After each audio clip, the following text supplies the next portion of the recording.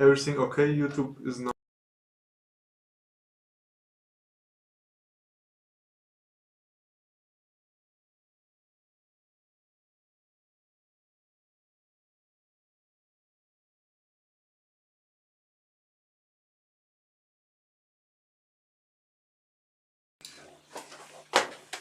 So here we are back again. So I think some of you maybe were surprised. We had to stop the YouTube channel and start it new again. So I hope you could enter without problems. And we see that we have some others, they want to come in. Ciao Andrea! Wow! Welcome! Thank you very much. Wow, nice to see you. Yeah, same for me. Long time, long time. Too much, too much. Great. Do you know where I am here? Well, I have a couple of options, but I'm not really sure. It's your studio, your atelier. This is, yes, here. You remember we rehearsed here many, many years ago. We went so many times here. The crazy Tamburi Mundi trio. Yes, the beginning of everything. Exactly, yeah. So here we are again. And and where are you exactly? Well, actually, I'm in my house. This is my room. You can see. Maybe I can move a little bit the camera. You can see all my drums Oh, there. Yes, so this is my place. nice, fantastic. Oh, yeah. Great. Yeah, so I don't know if you already joined our program before or if you were busy. I watched since the beginning. Wow. Oh, great. So you know about what we already talked and who was here. Great. It was very interesting, and I particularly enjoyed all the stories, all the. Well, the first workshop was really interesting about the movement because it's also something that I really work a lot on that.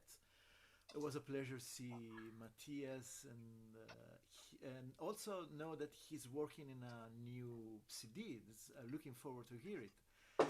And the working of Nora is always inspiring. So Yeah. it was beautiful.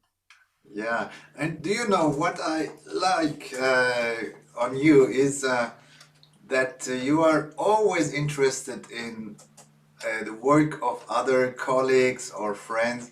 So this is something that I really I like because also when you come to Freiburg, you always go to the workshops of, as I said, of colleagues or other percussion. Because I know other musicians, they say, "Oh no, I'm not interested in. Oh no, no, this is. I do my job. I do my thing." So this is truly something that is unique. Not many musicians are open and want to learn more or whatever. But so I think this is uh, why you also. So this is my idea. The last year, why you developed in this way, developed your ideas, new ideas, because you are very open in this field, making own researches, talking with people, and so this is very good for our uh, work together to develop the whole frame drum world also. Yeah. So Yeah, I think this is something that really get me excited because many time happens that in my workshops many colleagues join me and comes to see what I'm doing, the way that I'm show stuff, and what is my idea on frame drumming. And always I get inspired by the use that they do from the things that I show them. Maybe they deconstruct and rebuild in many different ways. So I try to do the same, and maybe you, you know maybe sometimes my wife says that I'm a little bit obsessed. Maybe she have right, but this is the beauty of our job. We can develop for the rest of our life, and every time we can build up something of new. This is really exciting for me. Yeah, yeah. I just have one remark, Andrea. Yes. Someone told me that your microphone is little too low. Okay. What? How is it now? I think I think good. It's Very good. very good. Yeah. Perfect. I'm always be scared to be too loud. You know, as a drummer, you're always scared. Oh, maybe I'm too loud. Oh no, that's good now. Thank you. Okay. And yeah, so just before you start with your masterclass, maybe Yeah. a few words of your actual work or what you're doing now. I think you were also very creative. I think this is something that is in common. All musicians have this period of creativity or to find new visions, new ideas, and I know also you have some very nice things that you want to present us. Well, yeah, it's true. I mean, during the first lockdown was a very critical period, I think, for all of us, because you are stuck in the house, nothing to do except cooking and cleaning the house. And this is still my main job, actually.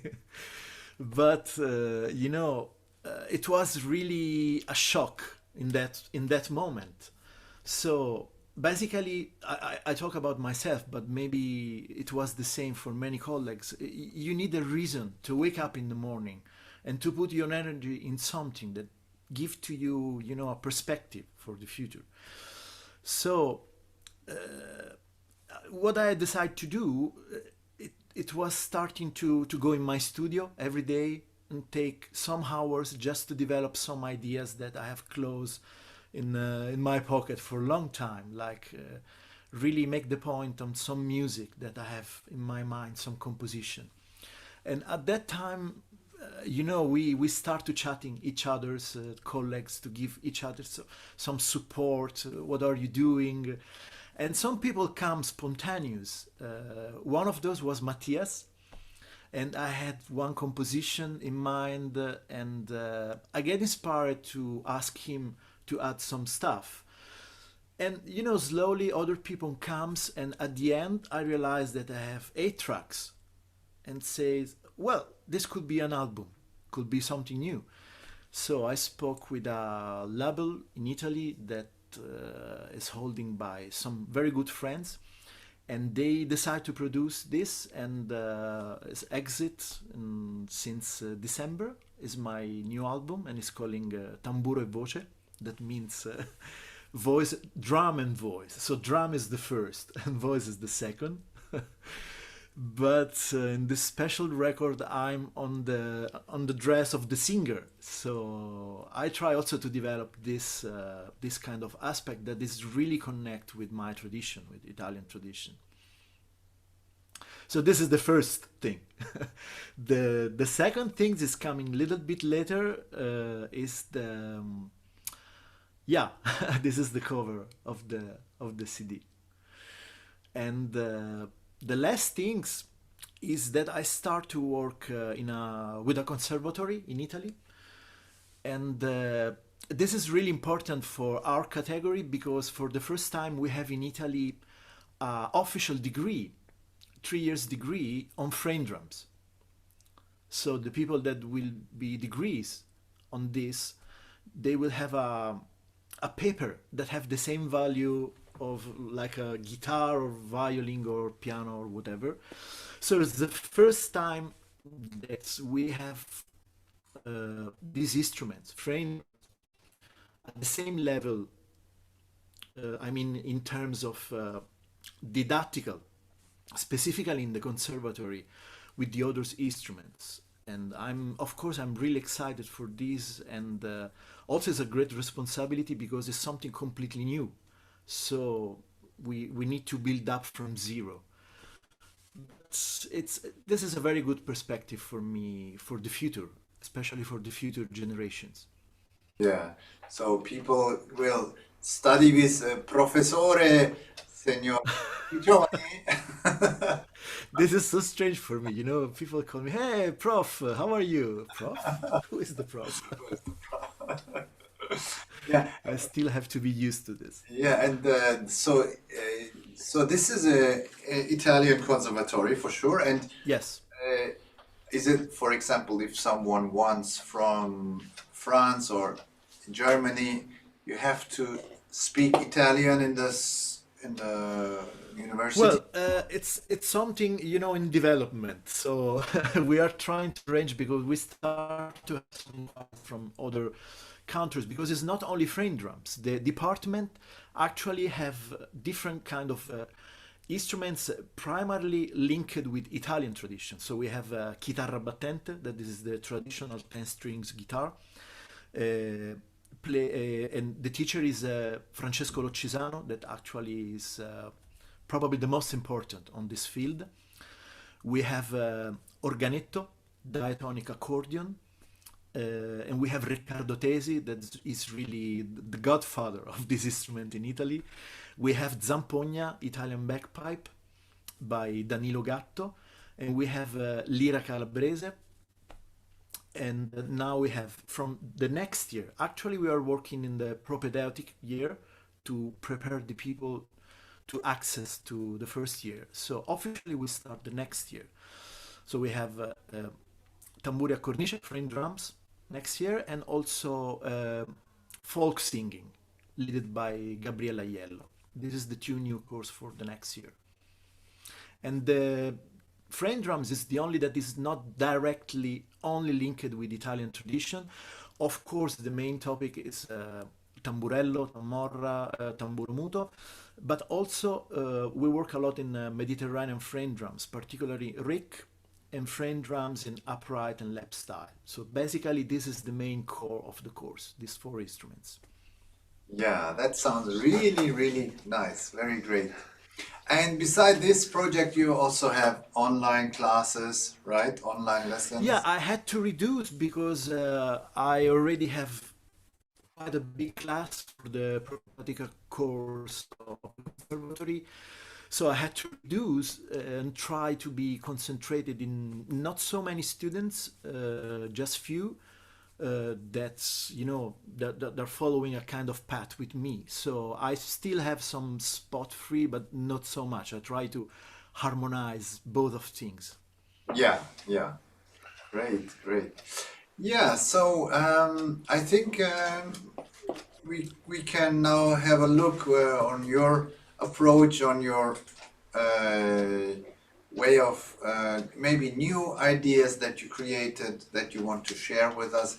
So maybe you Yeah. can start with your master class. Okay. Thank you, Murat. Sure. So I will just switch off the camera, but I'm here. Yes, I feel you. Yes. Okay.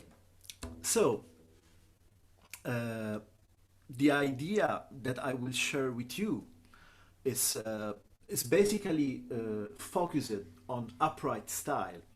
But it's really something that you can adapt in many different style, in the lap style, and also in different kind of drums, like tamburello, for example.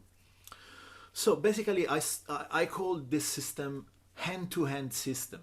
So basically, the idea is try to optimize and work with both hand and both hemisphere of the brain at the same level.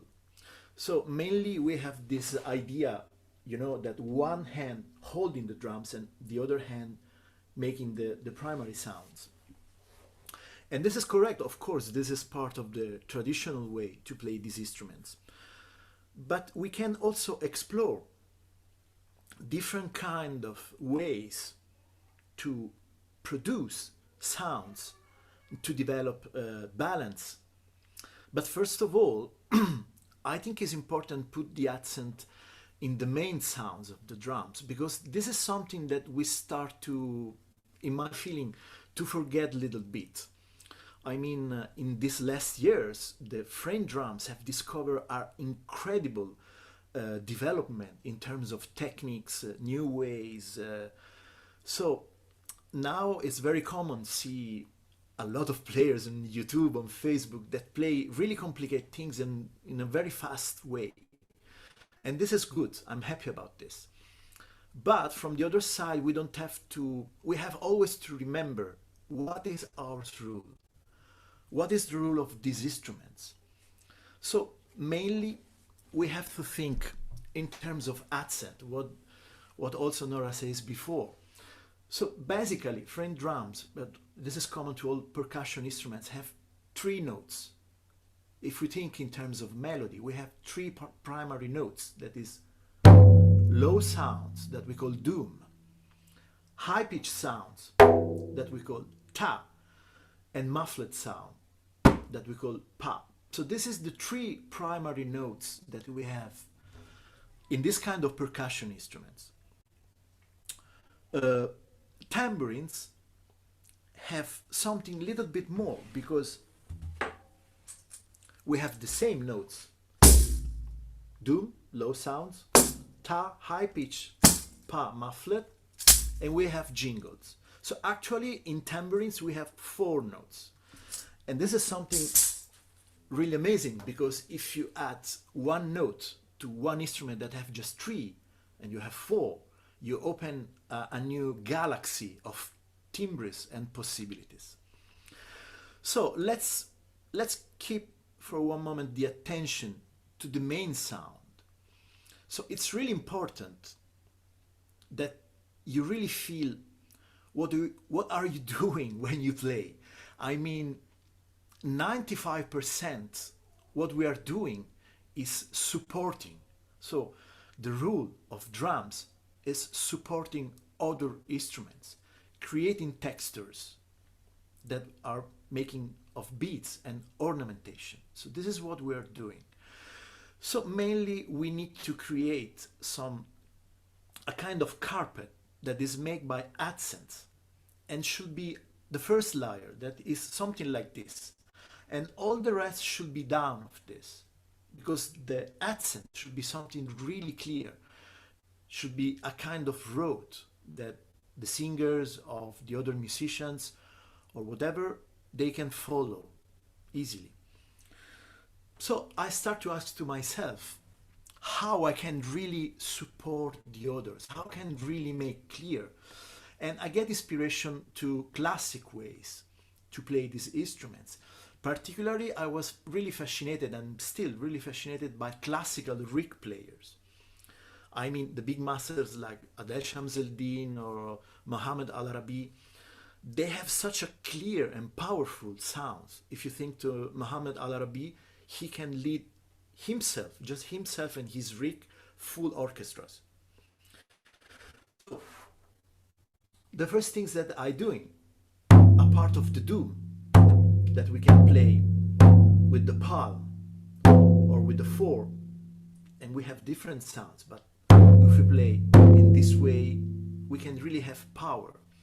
So for the tack sound, I move both of the tacks to my 3rd fingers. So I play with the 4 when I play kind of rolls, but mainly when I just play accompaniment, I play the 3rd fingers. So this kind of rotation, it's really important, because it gives you the capability to have a very strong and very clear sound without using things like muscles or stress your tendons. This is just articulation movement. Same things in the left hand. So on these, we need to think something about the body, about how to produce the sounds. So imagine the drummers, they have a stick. So when you play with the stick, actually the only thing that you need to move is your wrister. So this one, because we have this long thing. So with a smooth movement, we can activate this. In our case, our sticks are the fingers. So we don't have enough space here. So we have to start before, from the elbow. So when we play, the idea is start always the stroke, moving the elbow, The elbow is connected to the shoulder. The shoulder is connected to the center of the body. So everything you do, every kind of movement is really connected with your balance and with the center of the body. So primarily, this is the idea that we have to put on our drummings. Also, when you produce this kind of sounds like tacks, also with the left hand, the movement for me always start from the elbow. So the flexibility in this part give you the capability to have a very clear and powerful strokes without using muscles and tendons, just using articulations. So if we try to do this on the frame drum, right hand, left hand.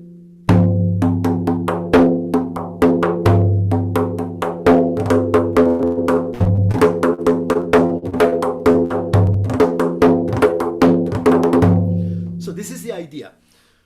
When I'm supporting someone, I really want that my sound is clear and this is like a carpet. So it's nice put effort on playing roles and all these things, but if we forgot these primary elements, it sounds like, you know, like when you're cooking popcorn. You cannot really hear, you cannot really feel what are you doing. So rolls is really nice, if it's always something in the middle of two very strong and clear accents. This is one thing that we never have to forget. About this position, in this period I'm really in love with the upright style because it's something that gives me the freedom to switch from different kind of positions. Also give me the possibility to play stand. I really love play stand and I really love walking when I practice.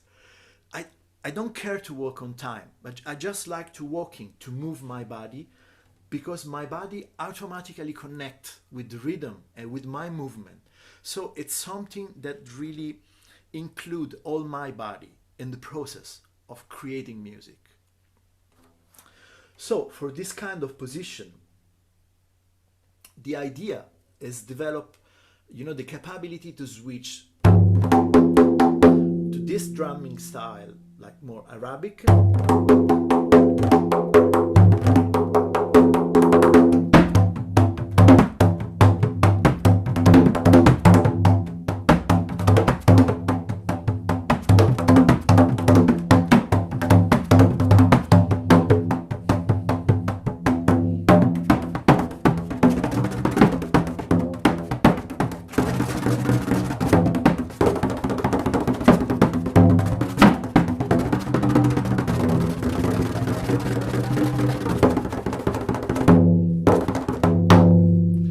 So this is basically the idea.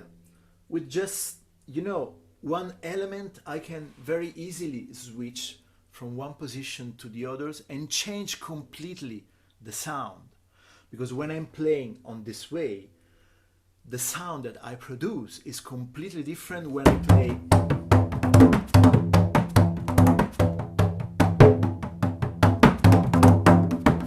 And this is another thing.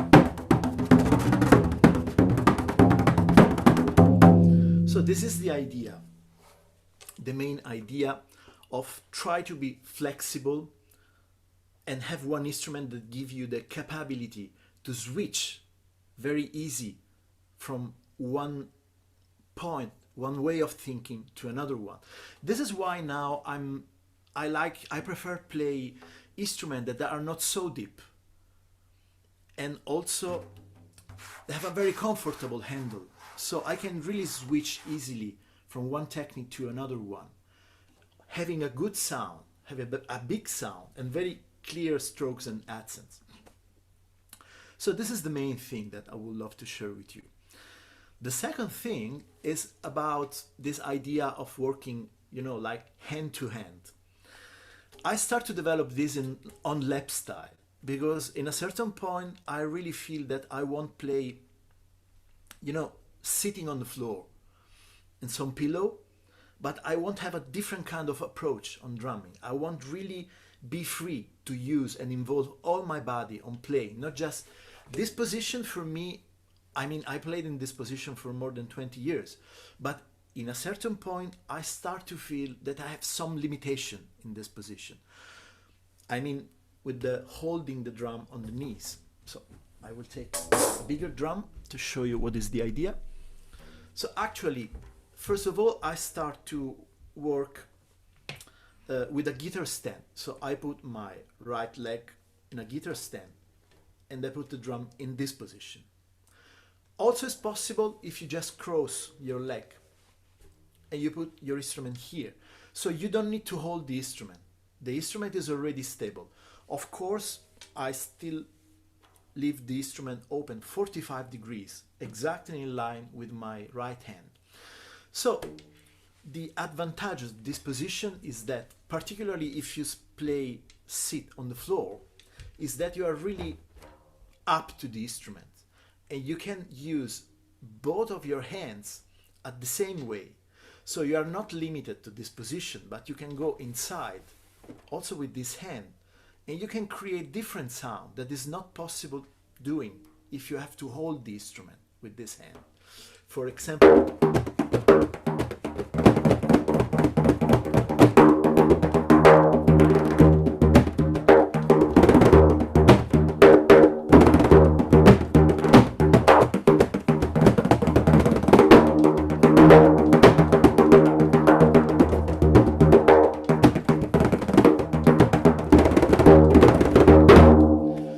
also you can develop different kind of roles because you have two hands free. So there is really a lot of new possibilities on this way. But it's not something that I like in terms of possibilities, but I really like this idea of equality of right and left hand that also have a reverb in your brain because your brain work at the same. So now the point is how we can adapt this concept also in upright style. So this is really interesting point, and to do that I will use one pattern, a 5 beats, because 5 beats it's really useful to develop this idea of switching from right to left, producing the same sounds, and at the same time working a lot in the balance of the drum. So if you have a very good balance on the tar, you redirect this attitude of the balance in everything you play. Doesn't matter if you play sit or stand. It's something that really changes your perspective and the way to hold the instruments and to react. So basically we can use the 5 beats like tak, tak, hit. So we can start with clapping and vocals. So for tak, 2 beats, I use clap and up. And takita, I use wave, wave, up. So I have ta, ka, ta, ki, ta, ta, ka, ta, ki, ta, ta, ka, ta, ki, ta, ta, ka, ta, ki. Now on this, I can do the first subdivision, that is the double. So I can doubleize it this. Tak, ta, ki, ta, tak, ta, ki, ta, tak, ta, ki, ta, tak, ta, ki, ta, tak, ta, ki, ta, ta. So on the drum, basically what I want to do is putting the same accent that I did with my clapping. So I have one accent and 2 accent in the 3. So 1 accent on the 2 and 2 in the 3. So on the 2 should be do, me, and for the 3 is ta, ta, ka, do, me, ta, ki, ta, do, me, ta, ki, ta. Now if I play all the strokes at the same level, I really cannot feel this the groove that is creating by the accents. So let's try to think in terms of accents.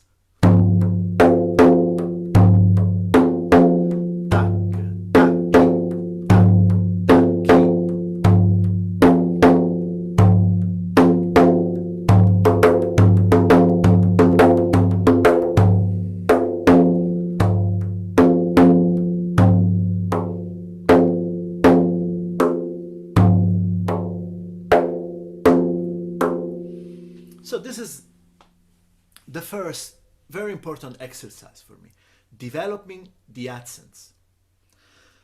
So starting from this, we can start to work in some interesting subdivision.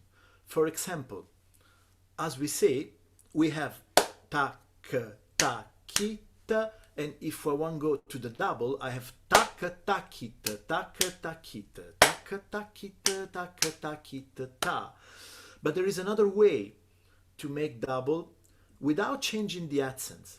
So, as Nora said before, and also this is kind of religion for me, everything could be reduced in groups of 2 and 3, and we can work with this in terms of phrase or in terms of microstructure.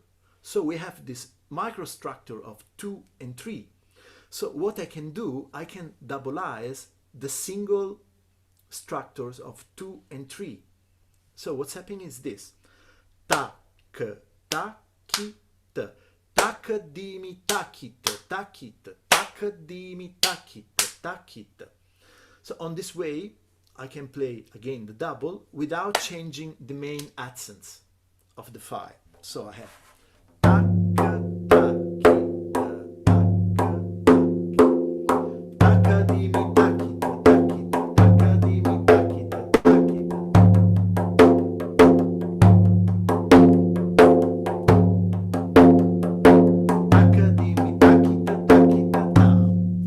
Now, starting from these, we can start to switch the 3 beats between the 2 hands and working with that.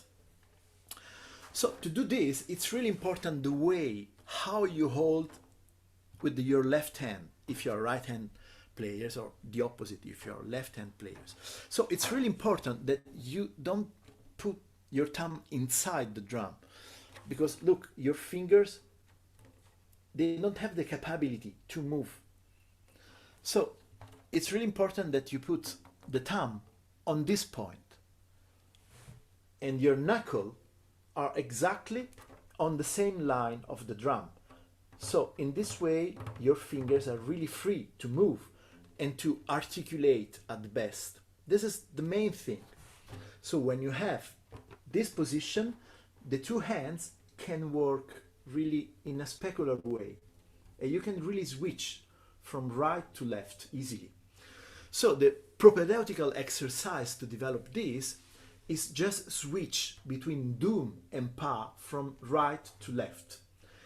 When you do this, think always to this movement, you know, changing the balance of the instruments. So we have dum,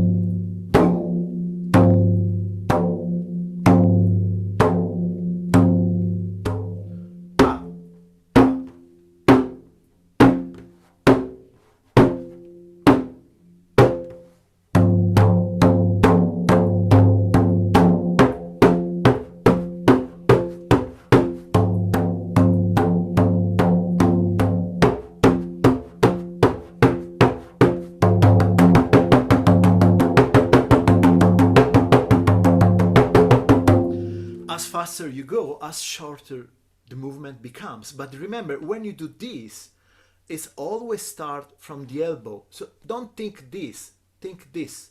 It's like a projection of the fingers. It's this. So basically, what we want to do is this kind of movement or this. That's it. So it should be like water. This is the goal. Be like water and adapt.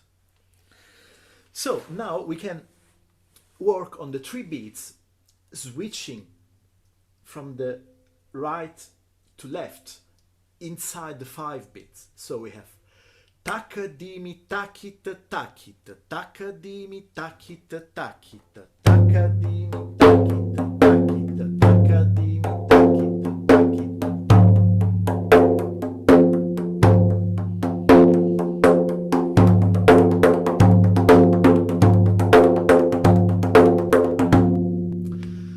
Another exercise that goes in this direction is starting to think just 5 notes. 1, 2, 3, 4, 5, and the dum all in the beginning. All the rest is tacks. and we play only with the right hand. So dum tak tak tak ta, dum tak tak ta ta.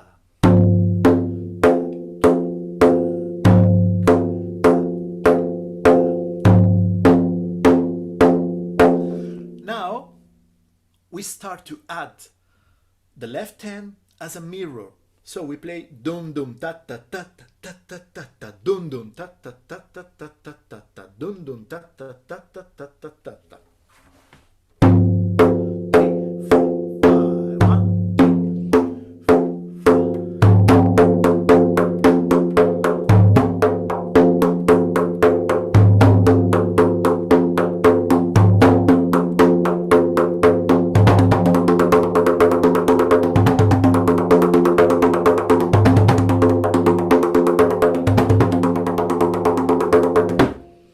So this is a very good exercise to develop this attitude to moving at the same and producing the same sound.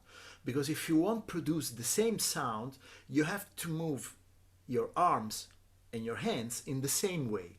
This is a physical question. It's really nice also doing the same starting from the left, like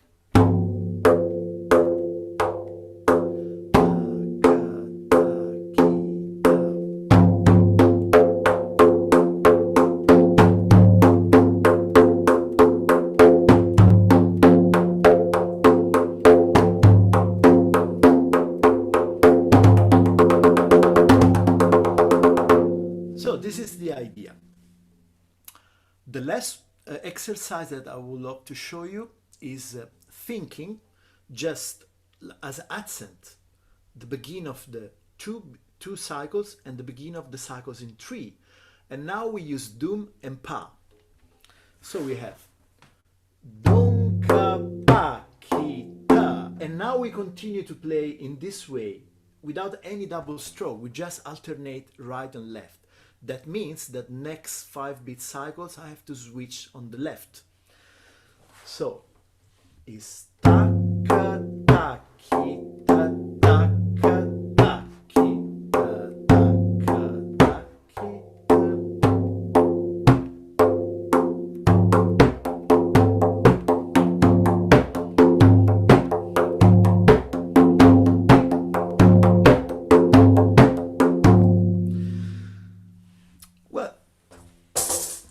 To conclude this, I will show you how to adapt this concept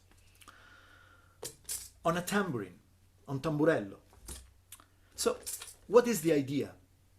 What I'm doing with 2 hands, I want to try now to do with just 1 hand, thinking separately, like this part of the hand, so the thumb and these 3 fingers. This is what I'm using to produce all the sounds. So I have dum, dum, pa, pa, jingles, jingles. That means that I can play just this, and wherever I am in the fingering, I have all the sounds available. So basically, the first beats was dum, so 1, 2, and for 3, I can just use the triplet for one of those that are a little bit familiar with these instruments. For those that are not familiar, they can just play alternate. So 1, 2, 1, 2, 3. Ta ka ta ki ta ta ka ta ki ka ta ki ta ta ka double. Ta ka ta ki ta ka ta ki ta ka ta ki ta ka ta ki ta. Now I will do the same that I did as a first variation. So I doublize the small cycles of 2 and 3. So I have tak takita tak taki takadimi takita takita takadimi takita takita takadimi takita takita. So tak takita tak and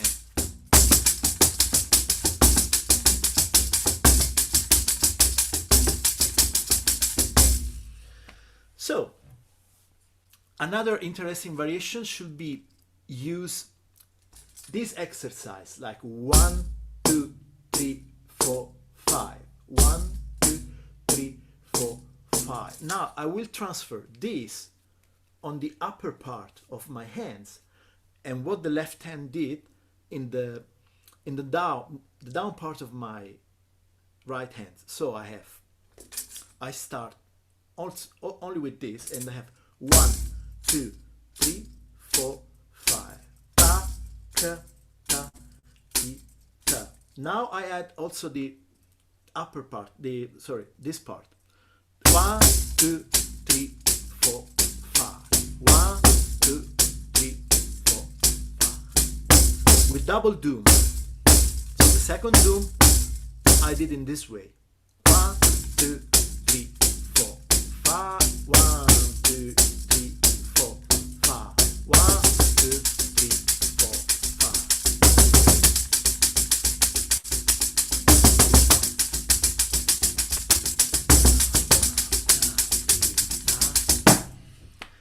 So the last one is this idea to play alternate, like taka taki ta taka taki ta.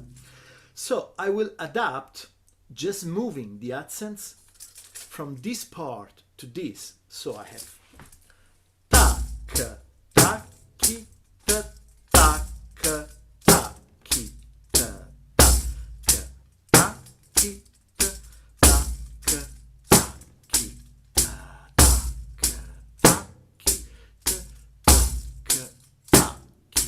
Hey.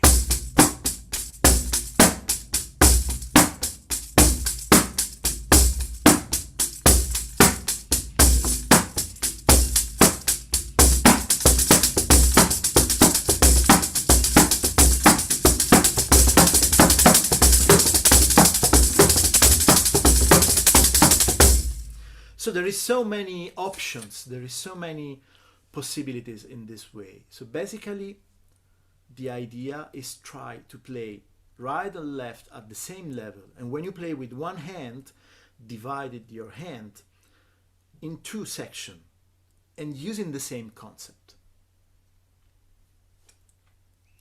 So I don't know if we still have some time or we have to stop. Well, so I mean, if you have something to Hey, someone knocking on the door. Yes, exactly. Ring on the bell. No, it's very interesting, your approach, and so I think this is a good, let me say, appetizer.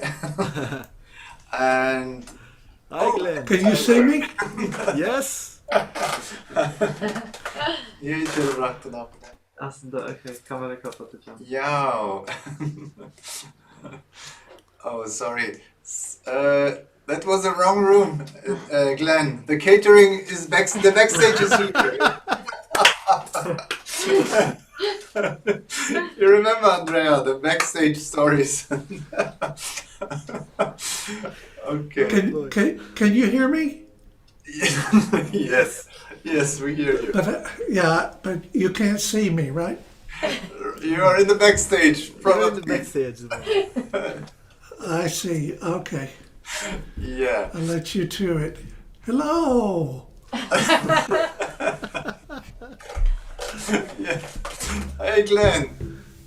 How are you doing? How's everybody? Thank Hi, you. Glenn. But Nice still to hear I you. cannot see you. Yes.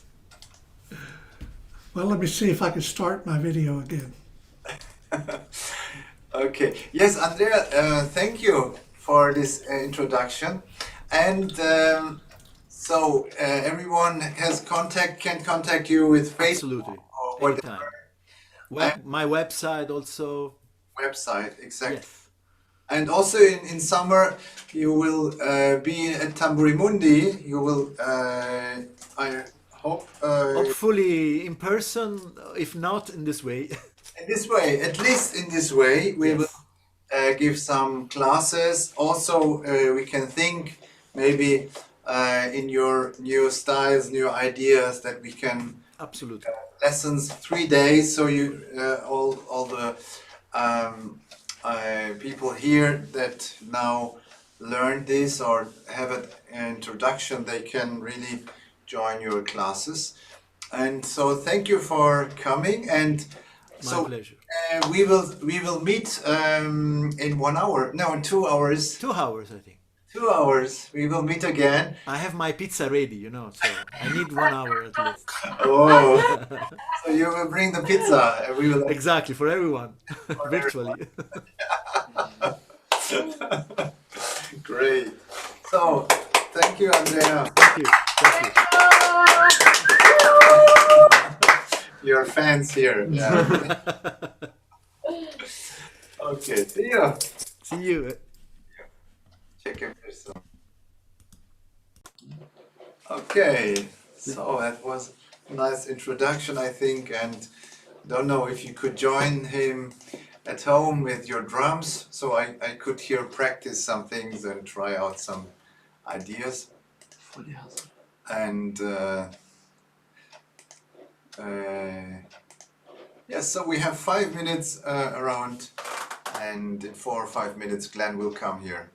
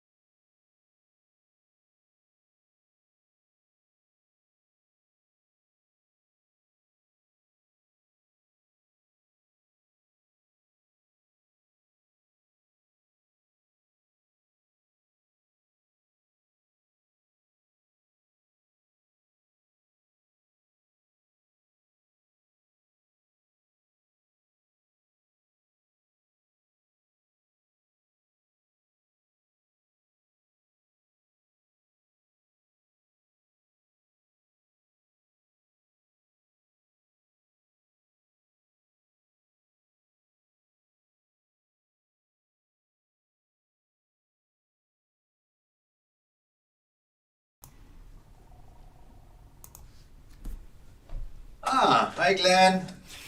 Hey, Murat. Sorry, there was a misunderstanding. We Oh, it was changed a virtual rooms. crossfade. Crossfade, exactly. Nice to see you. Good to see you. Yes. Yes, Thank you for having me. Wow, a pleasure for us. Well, may I ask you, or is it a too private question? Where are you now at the moment? Well, this is my house where I live, and this is my little studio where I have all my drums and where I do all my teaching. So I recently moved. I had an apartment more close to New York City, and now I'm more in the countryside in a house. And it's much easier given the pandemic to, go outside and get the mail and go to the store, and everything is much easier here. Yeah, okay. Because I remember the last meetings, you were somewhere else. Because I know already your room Yes. where we meet, and I was surprised a little bit. Yes. No, I moved on January 1st. So we've been here in the new house for 2 months, almost 2 months. Yeah, nice, nice, great. So yes, I don't know. In your time in New York, I think it's something like 1 o'clock, right? 1 o'clock, yes, exactly. Exactly. So you didn't have lunch at the moment? No, I had lunch already before. Ah, before. Okay. Because Yes. Andrea went now to eat his pizza. Oh, okay. Okay, great. So, yes, we have we will just talk a little bit about, about Okay. frame in general, about your approach and about especially your approach concerning groove and pulsation. Because today we were talking a lot with, also with the other friends and colleagues about the meaning of pulsation, the meaning of groove inside inside the music, and especially also the connection between the frame drum and the groove, or also what is possible for the personal, let me say, the groove training, something like this. So everything around this subject. Yes, okay, I can talk about that for sure. Well, let me see. Because of the pandemic and what it's meant in terms of my situation, as I think many musicians are in the same situation, there's been no traveling. So without traveling, then that means I'm doing a lot more teaching online and groups and also individual teaching. And that has stimulated a lot of new ideas for teaching because of this new situation. And I do find it has a different quality, and not in a necessarily bad way, in a kind of more focused way, because you're playing with a group and you're seeing them play, but you're not hearing them. So you're kind of going by how it looks, And this has been interesting for me because it also relates to all the research I've done about the past and the frame drums from the past. And that also is a situation where, because it's all visual representations, you're just watching frozen players. There's no movement involved because there's no movies from the past. So I'm used to that. I'm used to just seeing the position and kind of evaluating or thinking, well, I wonder what kind of sound that is. So that's been one interesting aspect of it. And of course, there's the component where you listen to the students, but often, especially in a group context, it's just watching everybody play because there's not enough time to hear everybody. So that's one thing about this new situation. Another thing is getting a chance to speak about some of the other kind of how would you say, interior motivations that go on in playing.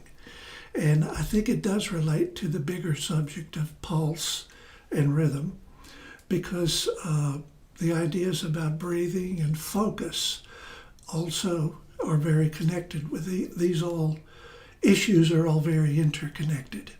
So when I'm doing music and playing, one of the ways that I want to integrate the pulse and integrate the rhythm, both two aspects of the same thing, is by using my voice in different ways. So one is to elucidate or intone the cycle. So if I'm playing just a simple rhythm, so it's a 2 or a 4.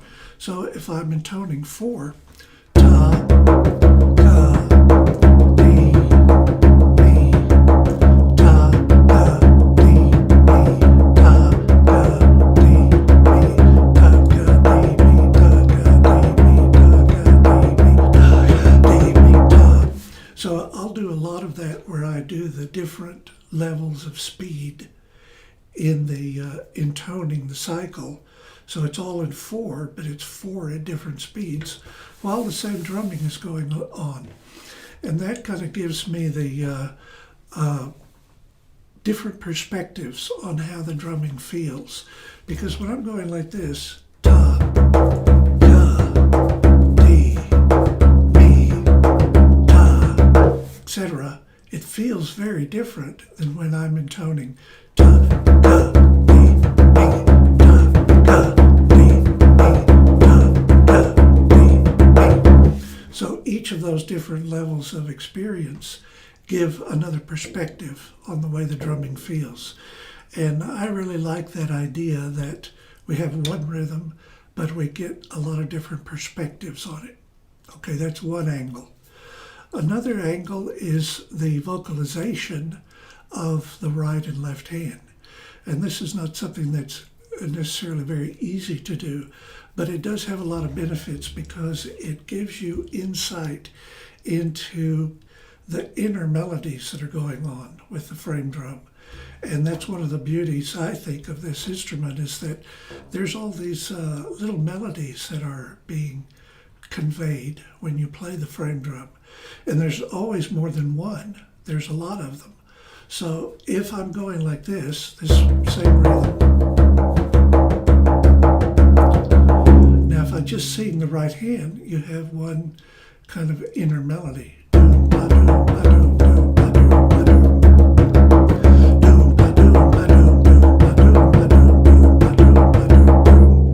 Okay, so that has kind of that's what's inside the rhythm. Now, if I sing the left hand, our support hand is almost always very syncopated. So that takes a little bit more practice too. Da, da, da, da, da, da, da, da, da.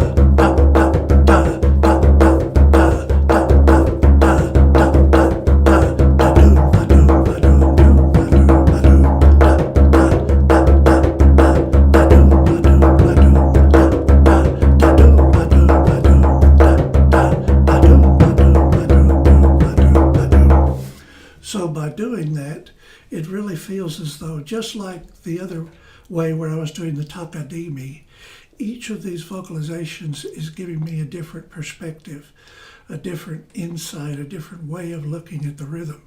And of course, this is a very short rhythm and a very more or less simple rhythm.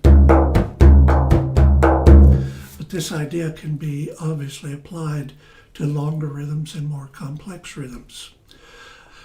Okay, that's a whole area of kind of inner exploration of the pulse and the rhythm of what you're doing with the frame drum. Another thing that I utilize a lot and that I find very helpful and very stimulating for my understanding of how the rhythms are flowing is when I do what I call tisra. It's just 3.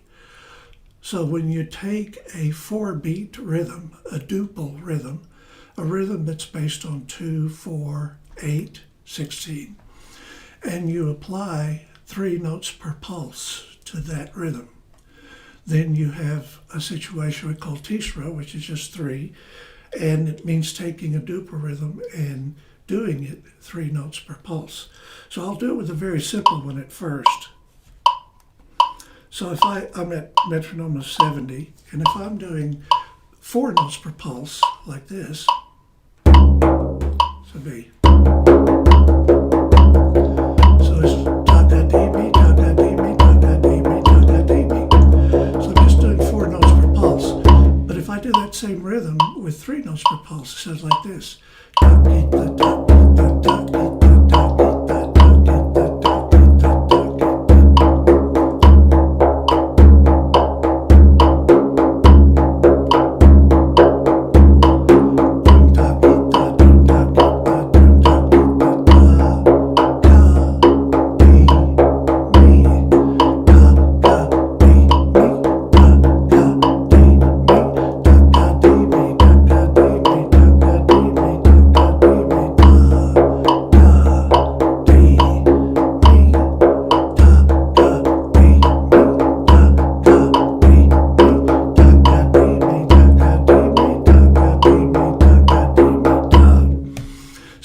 Take these very elemental rhythms and very simple rhythms and apply this idea of tisra, and again it gives a very different perspective on how the rhythm feels.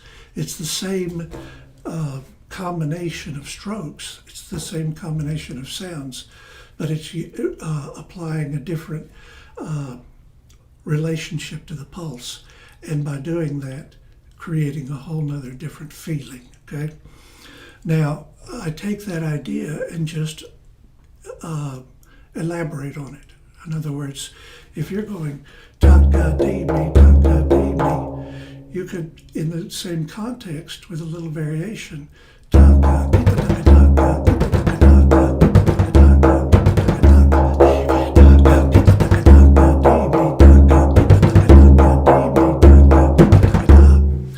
I have an A, ta-ga-dee-me, and then I have B. So I have 2 ideas, and I just do A and B.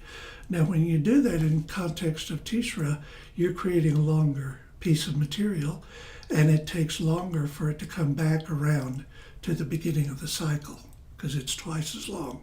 So now the length of this phrase, ta-ga-dee-me, ta-ga-dee-me, ta-ga-dee-me, ta-ga-dee-me. So you see, instead of 4, now it's 8. So when you apply that to this,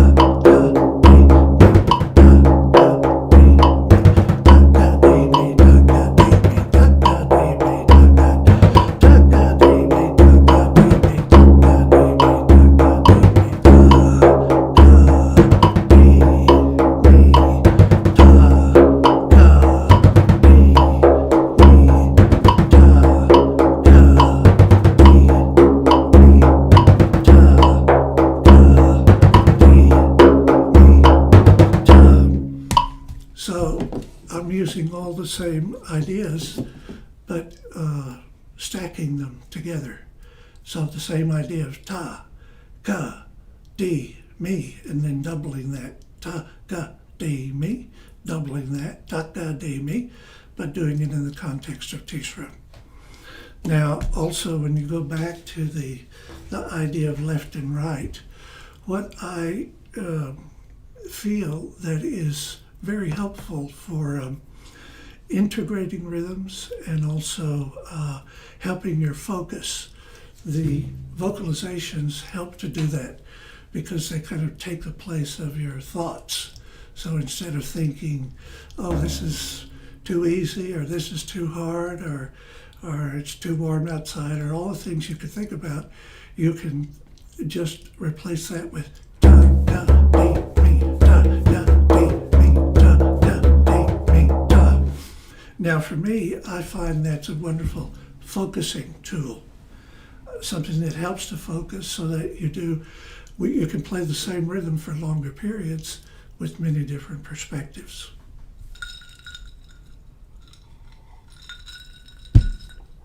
You want me to keep going, Murat, or do you have another question you want to No, ask me?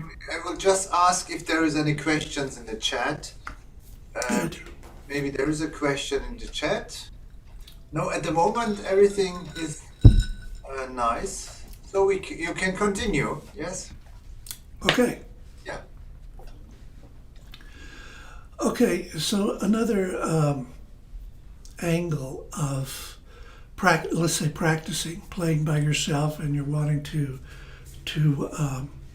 increase your skill and your proficiency, your stamina, your memory, all the things that we're working on, and the flow of what you're doing. This is something that I've recently been talking about with my students in the group classes, is the naming, the idea of naming a rhythm, whatever it is. A simple rhythm, and maybe the rhythm already has a name, like baladi. Okay, so that's like a Middle Eastern rhythm that you've probably heard, and it has a name. It can be called baladi. But if you take any rhythms that you know, or rhythms that you create, play them a while, and see if some imagery, some idea comes into your head, some feeling, some part of the body that responds to it. And then name it, give it a name. So we were, one of the classes, we were doing this rhythm.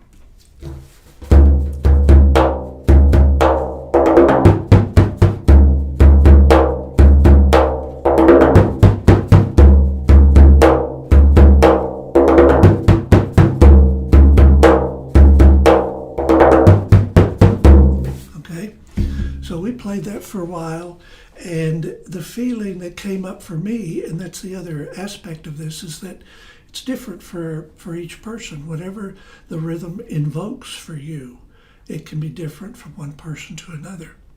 But there's definitely part of the experience is that it invokes a feeling, an image, memory, a feeling emotional, or a feeling internal, a feeling in the body, many different ways. But when you identify that, and when you start to feel as though there is a feeling that you can have a thought to, then you can name it. Now in this case, we had this, a more generalized name for it. I call this a call to the earth for healing. So the idea was that this rhythm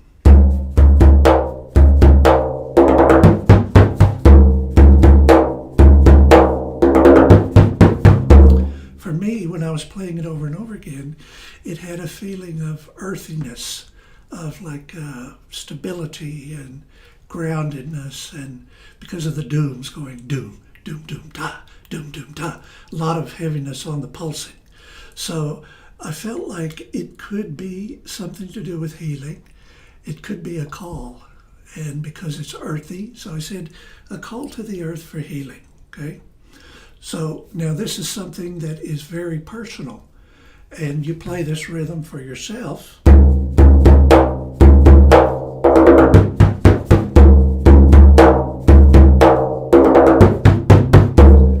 And you find out what the feeling is for yourself, and you give it a name.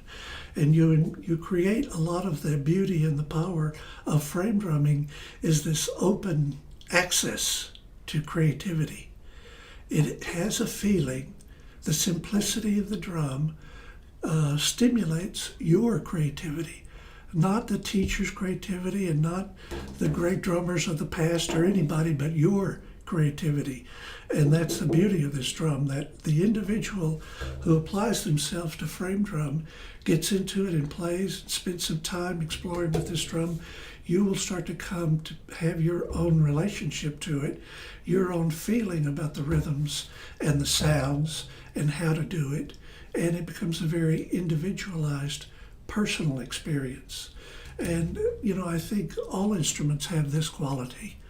But the frame drum in particular, and maybe I feel this way because that's the way it feels for me, but it brings out my feeling of I'm doing something that is unique. Even though there are thousands of frame drummers and credible traditions going on of beautiful players who've developed their style and traditions that have developed a style, still within that context, you are doing something that no one else has done before, and you can discover some different things. And so it's a combination of the uniqueness and the simplicity of the drum with the hands, the human hands and the human body and the human creativity that makes for an open book. You can really create some unique things. And with the frame drum, with this idea that I'm talking about, the naming also helps to focus your energy. And one of the things that it's really a lot of fun to do with frame drumming is play these rhythms over and over again, whatever it is. And if you have a way of playing one rhythm and finding out how to explore that one rhythm, that's a very powerful thing, because while you're doing that, you're developing your skill in the fluency of playing that rhythm, your skill in stamina, getting your hands so you can play longer periods. And by naming the rhythm, it helps to focus your energy, because you feel like it could be that you have an intention with the rhythm. In other words, if you feel like it's a healing rhythm, you can say, well, I'm going to use this rhythm to heal my breathing, or to heal something that you need to heal, or to maybe your dog has a leg problem. You can apply that. So the level of this is very far-reaching. How you can use what you're doing, your intention internally.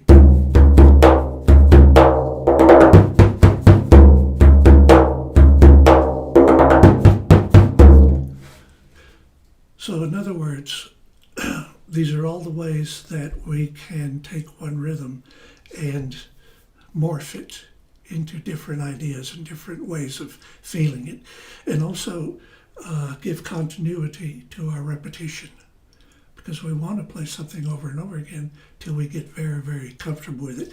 And it could be just a technical thing that you're working on. You could be working on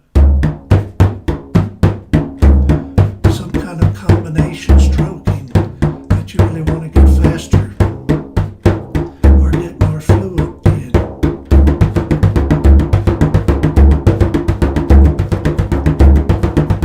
So if you have the ideas of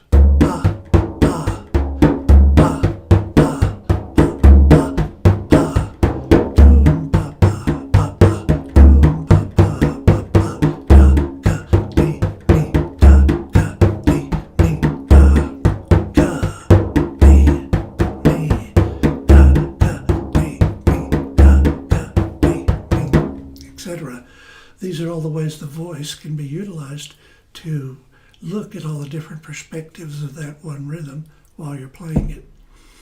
Another advantage of that I think is helpful is that it takes it puts your focus in a broader picture. There's a bigger picture to everything, right? You can think about, oh, my right hand is I've got to not make a flab with my right hand or whatever. That's the detailed picture.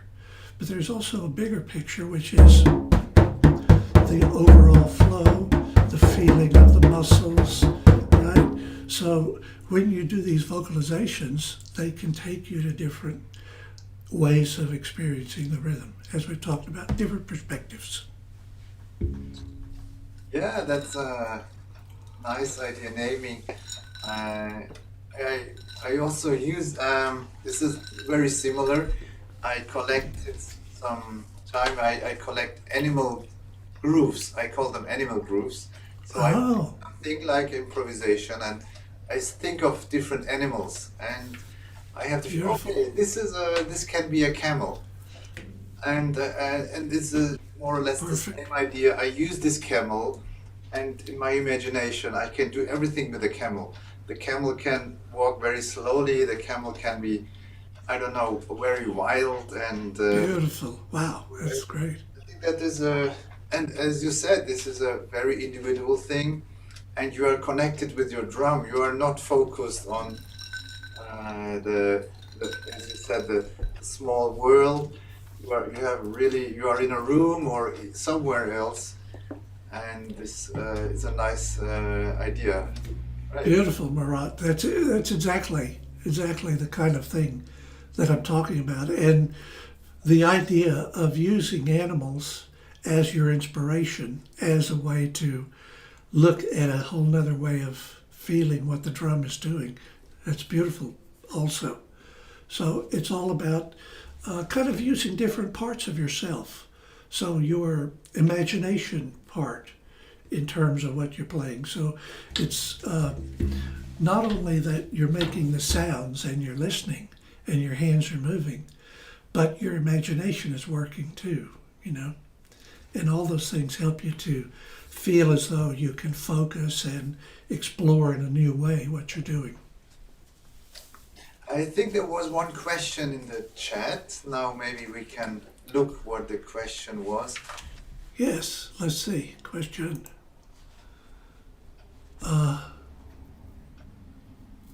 Little bit from Glen's doctrine. They're talking about doctrine of signatures, I think. Question, naming. In 7. I think I understand the question. I'll answer it Yeah. as I think it is. I think he's talking about the doctrine of signatures, and this is a piece that I wrote that has it's for frame drum ensemble, and it has a long cycle of combination of rhythms. It starts out with 8, then it goes to 7, then it goes to 9, 5, and 4. And when you add up that whole big cycle, you come out with a 41 beat big cycle. But the idea behind the piece was that, well, we can do this long cycle, but then you can create little cues so that you can stay in one cycle for a while and explore it. So you're playing through this 41 beats, and every once in a while you hear a cue, da, da, da, da, whatever, and you stay in 7. And then you explore the different possibilities of 7. Stay in 9, stay in 5, stay in 4, stay in 8. So all the possibilities. So for 7, the basic rhythm, that's what we call 7A, is this one.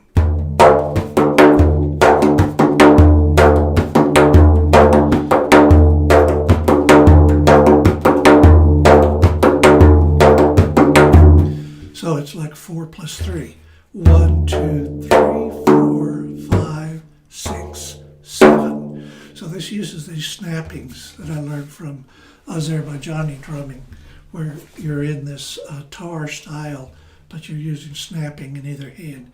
And of course you have the left hand snap. So taka di mi taki taka di mi taki ta.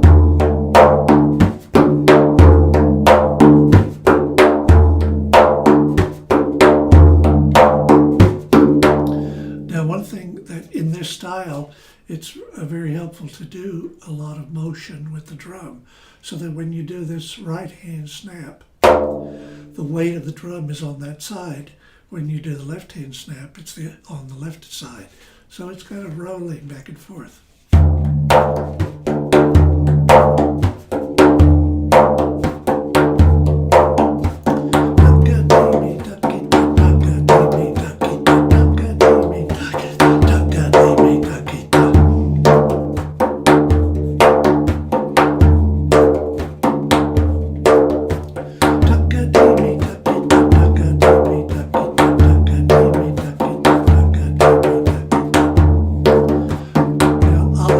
The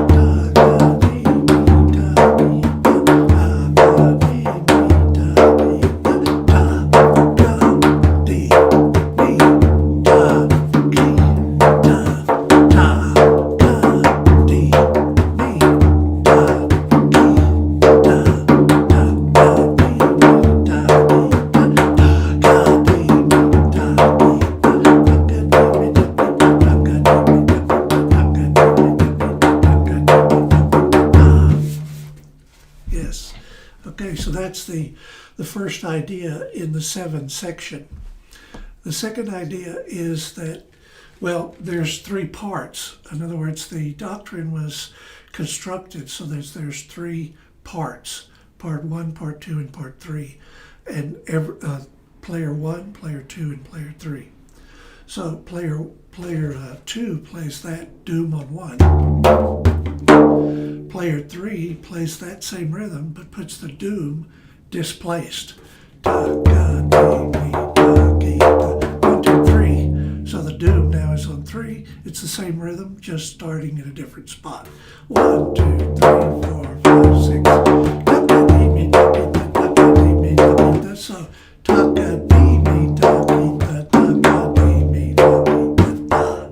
same rhythm, displaced. And player 1 in 7 plays this.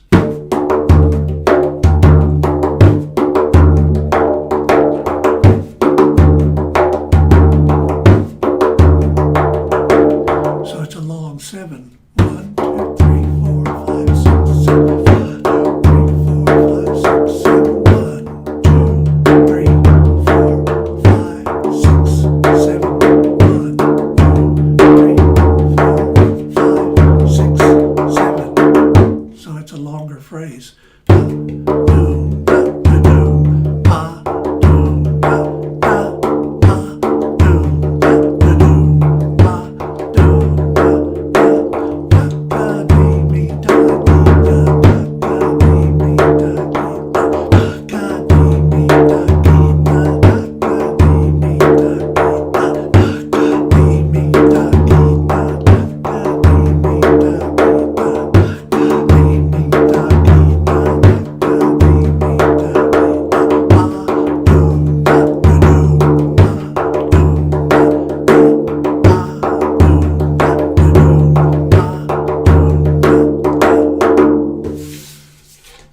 So when you put those 3 together, what that is utilizing is the melodic quality of frame drums. That if you have 3 different frame drums and they're playing placement of 3 different dooms in different places, then you get this interaction between the dooms.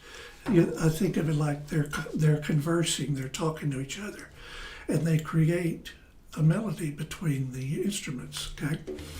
So then the next thing we would do in the 7 is seeing the right hands, seeing the left hands, seeing the talks, seeing the snaps. In other words, once you start thinking of these ideas, you try them out and find out which ones work, which ones musically sound cool and feel nice as you're doing them. So for instance, this one, if I just sing the top, the snaps, it sounds like this.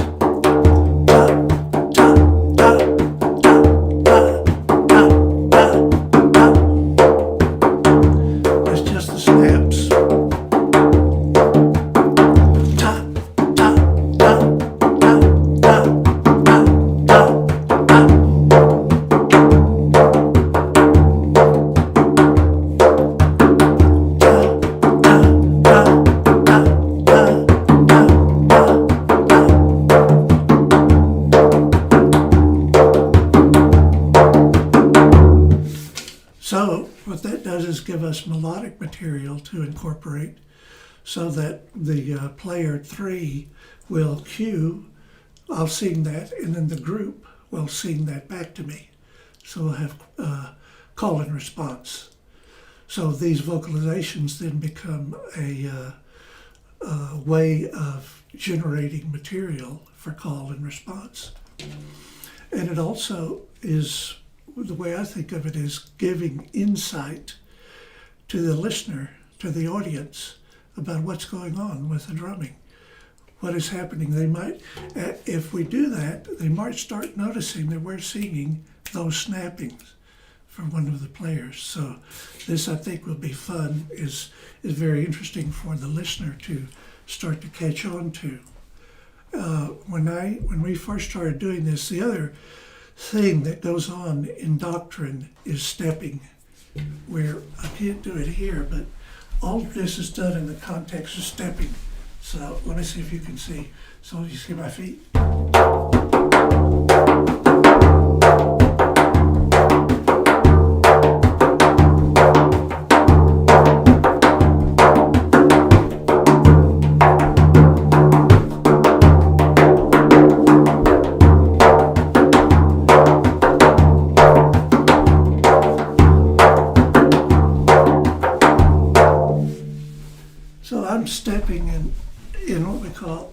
say a 7/8, and I'm playing in 7/16. And within the context of that, we do all the vocalizations, etc. So the other thing about doctrine is that we're stepping, pulsing all the way through it. So these long cycle and then staying in 9, staying in 4, but there's a basic pulse that keeps on going through it. So that's about doctrine. And your stepping was divided in 1, 2, 3, 1, 2, 1, 2, or? Let's see. 1, 2, 3, 4, 5, 6, 7. 1, 2, 1, 2, 1, 2, 3. 1, 2, 1, 2, 1, 2, 3. 1, 2, 1, 2, 1, 2, 3. And I was stepping out on the ones. Yeah. So I was going up. What? Get back far enough. 1, 2, 1, 2, 1, 2, 3, 1. 1, 2, 1, 2, 1, 2, 3. Da da dee dee da dee da da dee dee da dee da da dee dee da da, etc. Yes. Yeah.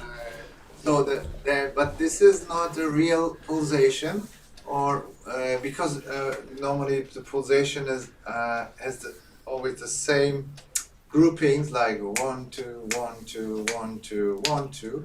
But or what is for you the definition of pulsation? 2, 2, 3. So this is also pulsation for you, because many people came to me and they said, "Oh, but this is the real pulsation." Because for me, also I feel this as a pulsation. They say it must be always straight, like 1, 2, 1, 2, 1, 2, 1, 2. Yeah. So there was. Well, I think that's why the Tishra is so valuable, because we're mostly doing duple 2s, 4s, 8s. So the idea that 3 can be a basic element, a basic, what would you say, a basic, what we call subdivision, right?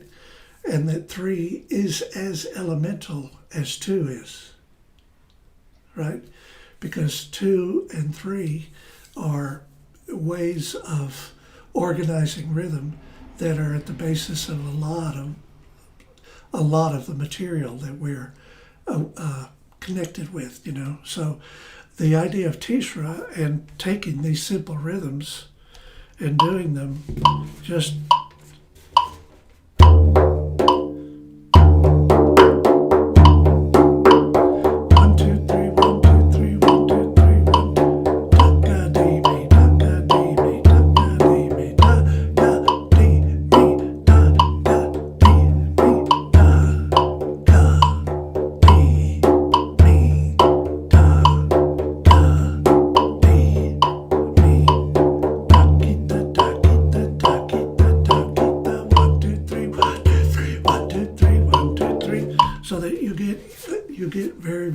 to that, then the idea that 3 is an essential pulsation is not so far-fetched, you know, because you get used to that. Yeah. Okay. Yeah. So if you have something more what you wanted to introduce or present. Well, let me see. We can do, I can continue with the same ideas, but with different versions. We have this, another idea that I use a lot, and that is you take a phrase, and in this case, it's gonna be ta-kita, those 3 notes. So you take that phrase and you use it in the context of a rhythm, but you move it around. So we have this kind of thing.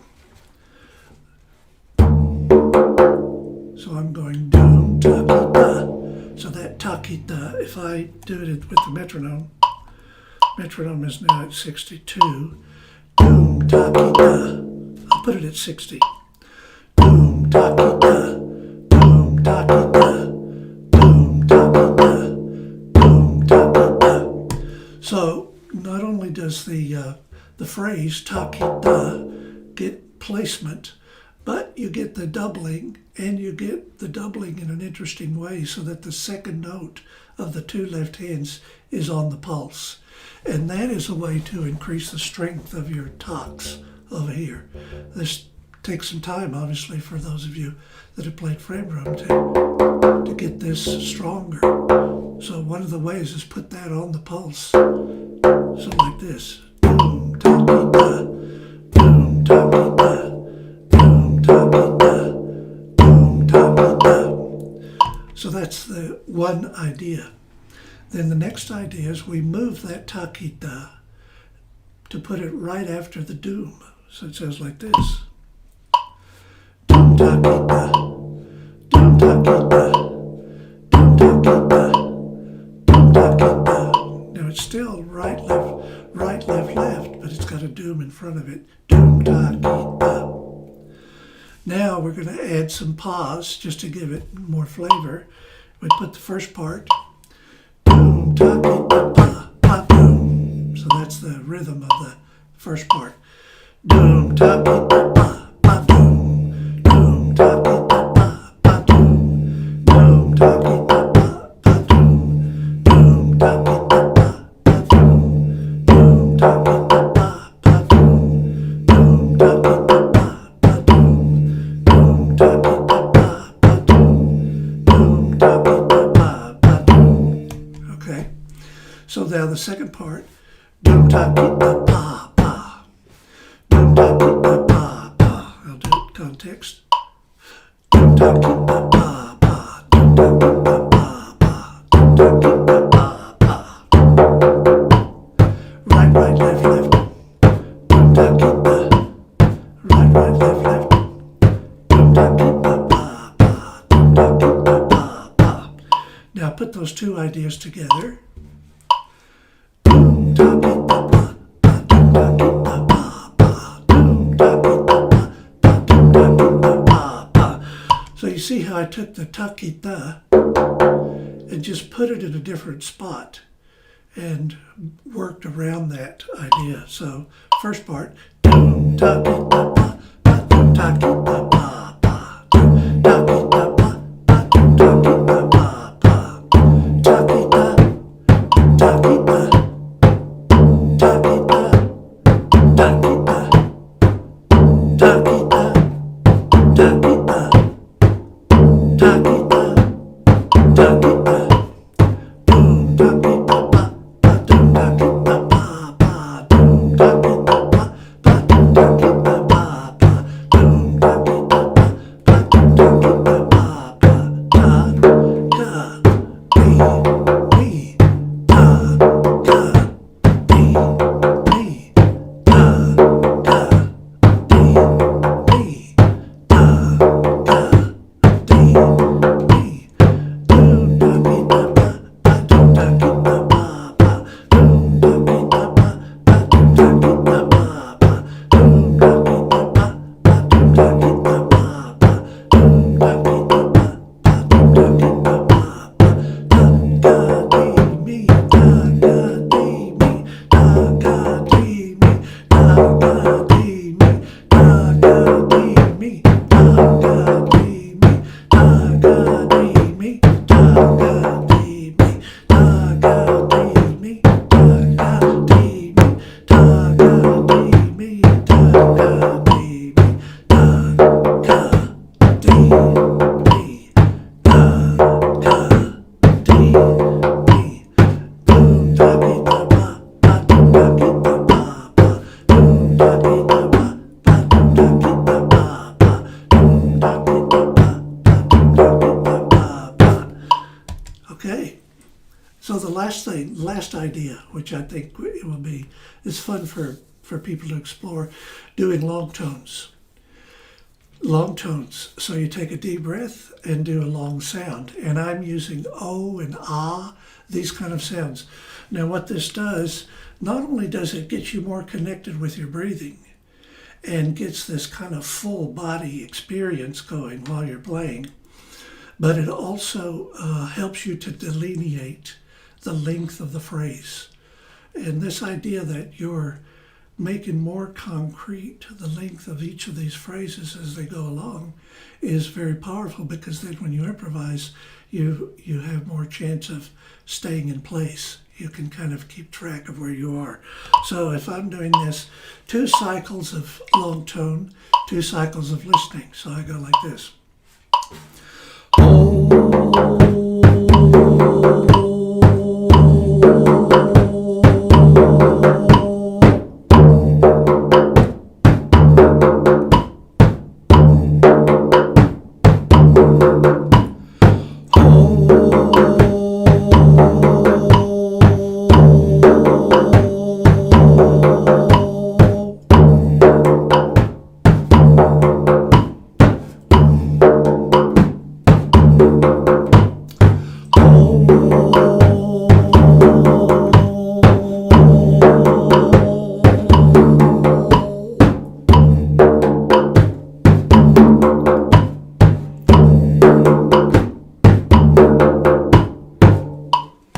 See? So this idea that you're singing long tone, it's 2 cycles long, and you're listening for 2 cycles and feeling what you're doing. This also has a wonderful effect doing it over and over again, not only because you kind of start to feel, what's the word? High is the best word. You start to feel good, let's put it that way. Long tones, along with the drumming, to delineate the length of the phrases. Now we had somebody that said to explain Tishra, but we did that already. That's 3 notes per pulse. Yes. Okay. Yeah, and we could continue playing. That's really it's a lot of fun. I play with you, Glenn. That's Good, excellent. yes. I always was fascinated by your grooves when I studied with you many minutes ago. So I no, before I studied, actually, I listened to your music before studying. Yes, because when I listen to your music, I get fascinated. Like, as you said, I was like hypnotic. Yes, I think all people had this experience when they listen to your music. And then when I learned these grooves, because they are not coming from a tradition, like this is Indian stuff, sorry, not Indian music, not stuff, or Turkish music. So that was really something totally from somewhere else, but I could not explain. And when I learned it, it was, I could not stop, you know, it was like a drug. And now Yes. It's a free drug. Let's put it that way. And also some students, they ask me, yeah, what about Sufi music and also this has an effect like this. But Yes. I also made the experience in some parts of Sufi traditions. They also take some real drugs, you know. They combine drugs of drumming with the drugs, other kind. But I had the feeling with this kind of drumming, you don't need any other drugs. It's really just rhythm, pulsation, and the drum. And Yes. you, I think in terms of that, really, that's why the voice can play such a powerful role, because breathing is the ultimate drug. It's the ultimate life force drug. So when you combine breathing and the vocalizations and the drum language with the drumming, it's like this very powerful hit. So it's not frame drum, it's frame drug. Frame drugging. Yes, that's a good way. Yes. So we will only do frame drug days and frame drug festivals. That's perfect. Great.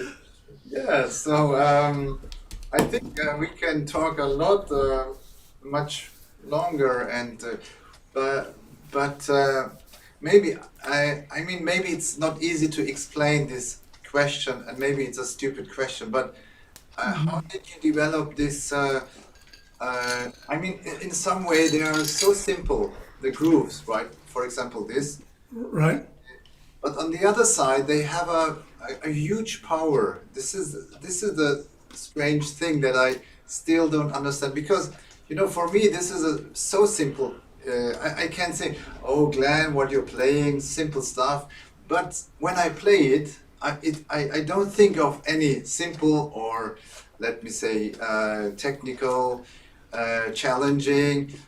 The grooves takes me away. So Yes, yes.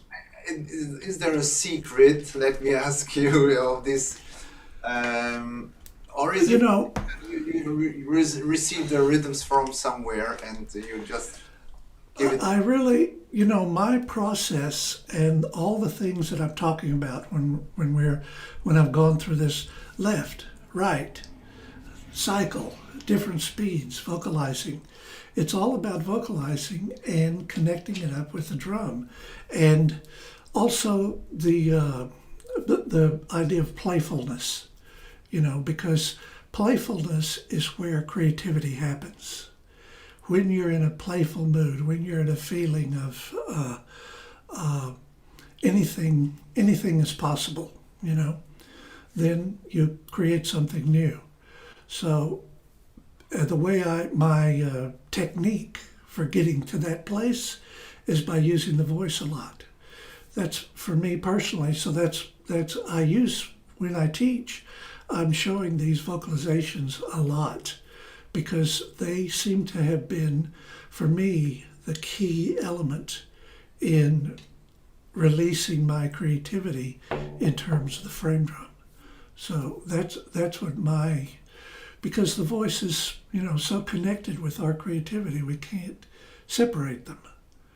And this, it initially is a very foreign thing, It's like, it's out of body almost. You're like, how I go like this and go like this and all the craziness that goes on.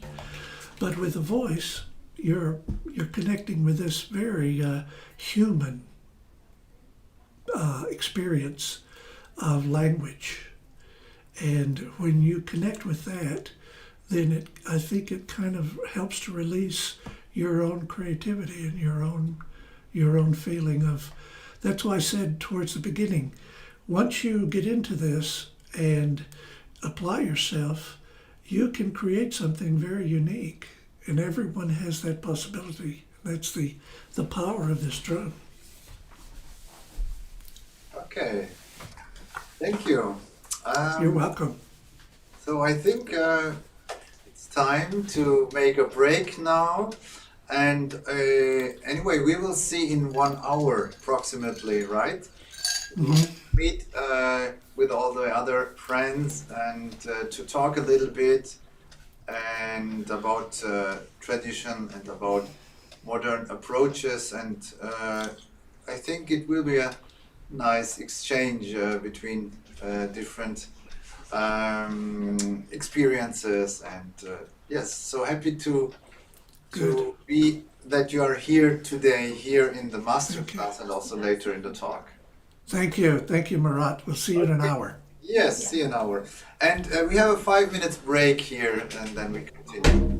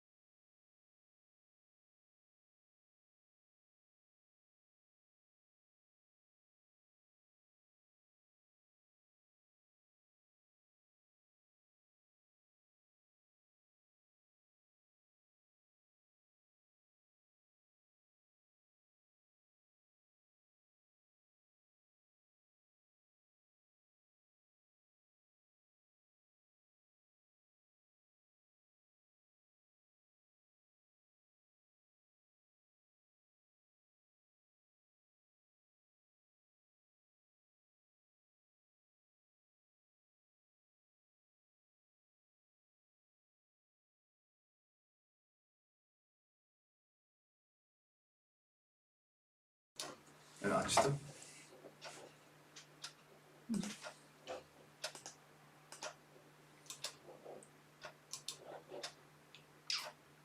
Okay. So after so many inspirations, whole day we are here. I don't know since when you came to our channel. So we started, I think, 6 hours before, and we had many guests and talking about pulsation, about rhythm grooves, about new ideas, new inventions. Also in this pandemic period, what frame drummers, musicians are doing, the whole creative process. And I think it's very important that we stay in contact, that we really get in exchange all the time. For this reason, Tamburi Mundi decided to offer this online channel, this frame drum day, also to offer like small gift for the frame drum, let me say frame drum community, or in general music friends. You can say it's not only, I don't want to reduce everything on frame drums, because this is something maybe also something interesting in general for musicians also.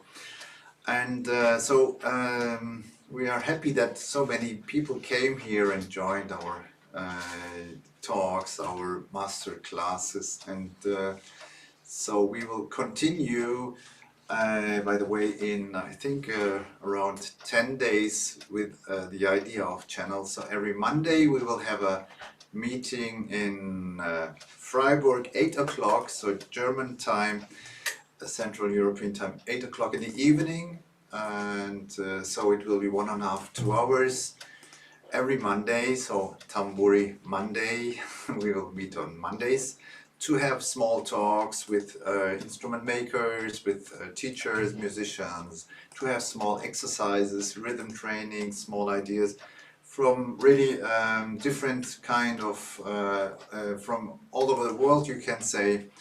And so you are also welcome to join us and to share these new, as I said, new ideas, the creativity. And there will be also many younger musicians, and also some olders, let me say, some more, maybe more popular people. So it will be a mixture between a younger generation. And then, you know, the main focus of Tamburi Mundi is the Frame Drum Festival that is always in summer. Every year we start end of July until, so 10 days we have a festival, and this year it will be, I don't want to say something wrong, 30th of July until 8th of August, again 10 days, right? And we will do a hybrid festival. And maybe some of you joined already last year our festival. We had a channel, we had a talk in the afternoon, we had workshops, and so we had very positive feedbacks. And so for that reason we decided to do it again this year. And also we will have concerts here in Freiburg in Ewerk, small concerts probably, because you know the situation will not allow to invite musicians that we usually invited the last years from far away. But anyway, we will have a nice program. We will prepare it, and I think in 1st of April, right, we will publish the classes, the workshops, the courses. So be prepared. You can start with a registration, a colorful program you will see. And what else is here to announce? Yes, we have a Frame Drum, Tamburi Mundi Frame Drum Association. So this is a non-profit institution, non-profit organization that's called Tamburi Mundi Freiburg e.V. And so if you want to support us, you can be a member. You can have a membership, and also in the same way you can profit from our offers. For example, you have a discount for the workshops and so on. So you just can go on our website and look what is, in general, our website is also very interesting. So you can see the archive, what happened the years before. And also I wanted to mention that we receive support from the Freiburg city, from the government of the city. So this is why we can also offer this moments of the festival, especially supported by the government. And I hope we will continue the collaborations also with the sponsors. And yeah, so don't forget, maybe if you're interested to be a member. What else? We have a Frame Drum Academy, right? So since 4 years we started this academy, so it takes 1 year. If you pass the exam, you come in the second class, the third and the fourth, and if you finish the fourth class, you finish the Frame Drum Academy. So since 3 years we had classes here in Freiburg. But now this year we started the online Frame Drum Academy. So the first time that we do it online because of the pandemic situation. So if someone is interested, we have every year a trimester. So it goes from January till April, and then from April to August, and then the third semester is in autumn. So it's possible to enter lately, so you can come directly to the second semester if you want. We have also 2 different levels, so if you are more skilled, you can come in the upper level. If you are, let me say, not so fast or not so good yet, you can join the second level of the second trimester. Wow, it's complicated. And yes, what else I have here? Also, we have scholarships, by the way, yes, because as I said, we would like to support also younger students, younger talented musicians who cannot afford these kind of workshops or this education. So if you are interested, then you can also write us. We have scholarships for students from particular regions of the world, let me say, for the Frame Drum Online Academy. And so you can just write us. We can see we have certain scholarships, certain numbers of scholarships, and yes, so just let us know. And either for the Frame Drum Academy or for other activities, for the summer festival, for the courses and workshops also. Yes, and also some maybe other things. Yes, as I said, we are promoting young frame drummers again, the third time I tell you. And we have a Frame Drum Award every year for young engaged percussionists who are not yet famous maybe, but maybe this award can help them, this can promote them a little bit, give them a opportunity to perform on stages, to have good public relation. Also this year we will give an award. And then also, if you are interested in working with us, like volunteers, maybe you are interested in joining our work, networking or whatever. So also you can just contact us. And yes, just you can contact us via Facebook, or the easiest way is from our website also. I think that is also possible. I saw yesterday we had 97 subscribers in our YouTube channel, so I think we have some more members at the moment. So also please feel free. 50 more. 50 more already, wow.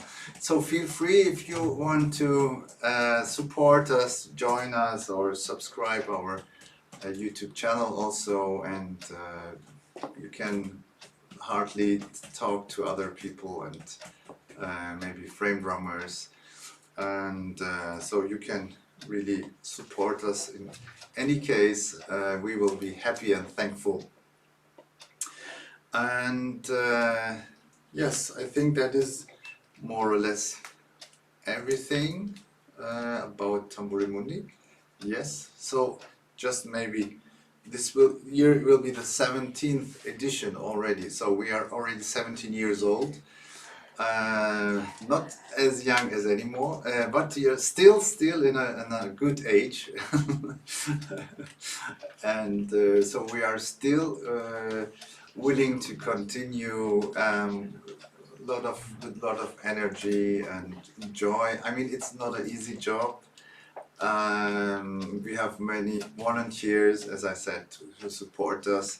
Maybe I can just call the two person who are sitting here behind the computers and who are yeah.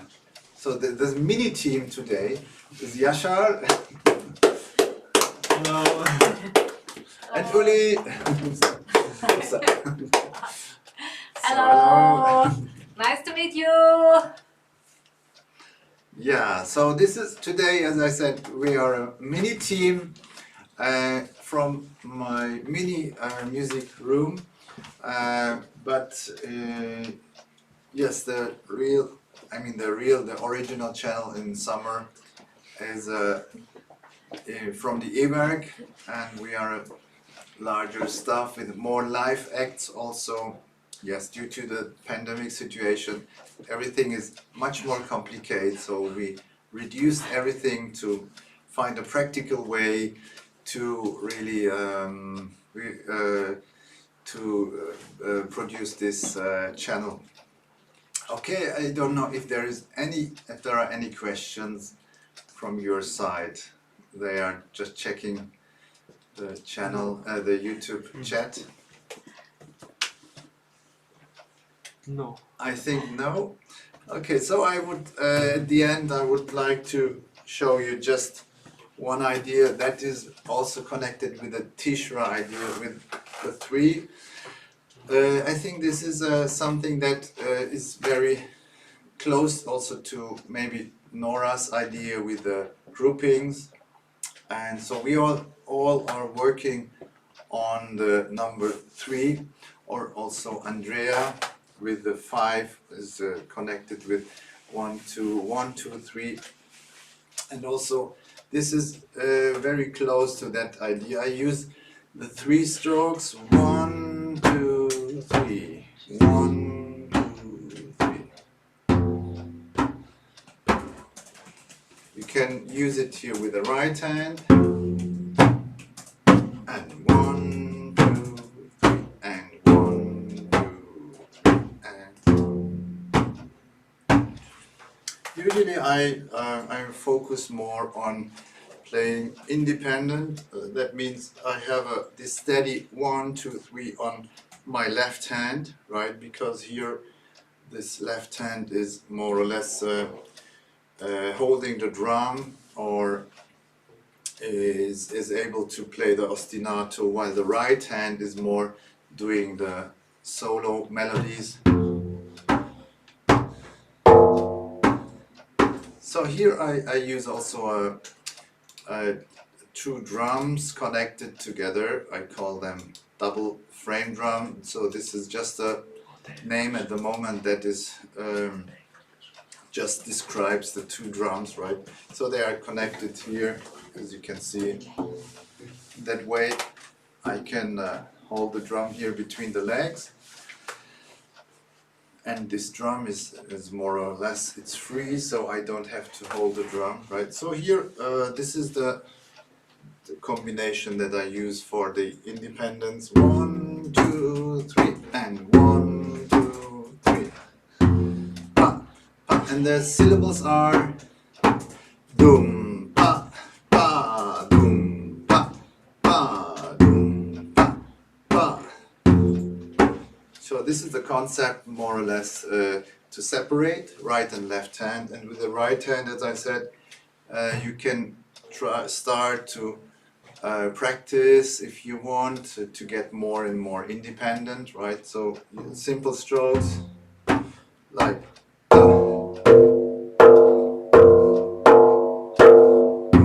pa, pa.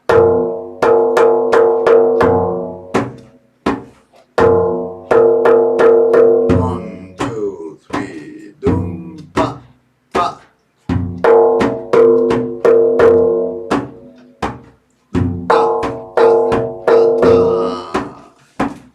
Right, so it's up to you. So if you are better skilled in independence, you can start to make more fills inside.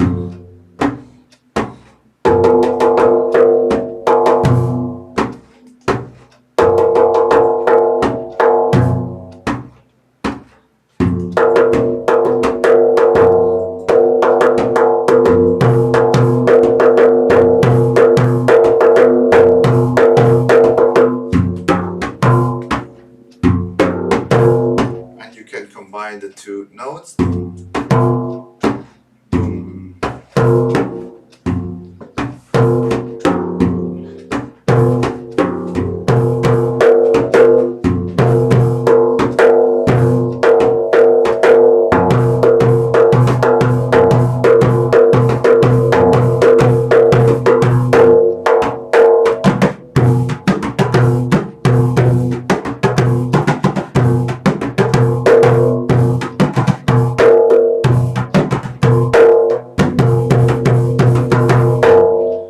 So you can increase more and more, or use the split hand.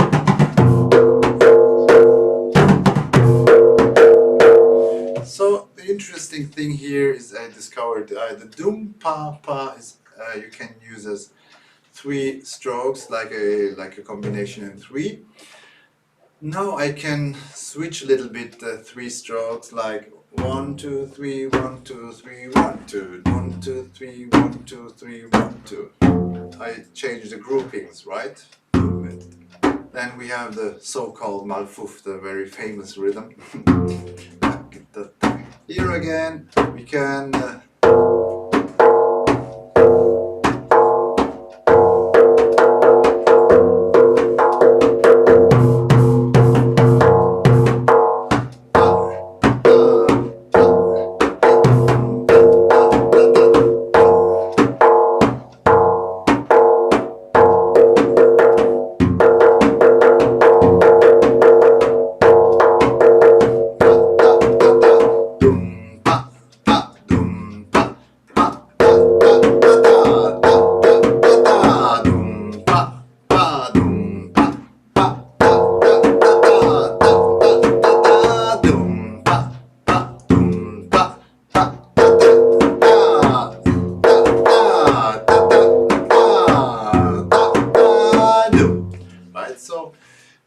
this is also an option with a dum pa pa. Another option is now to switch to 5, right? Dum pa pa, dum pa pa. 1, 2, 1, 2, 3.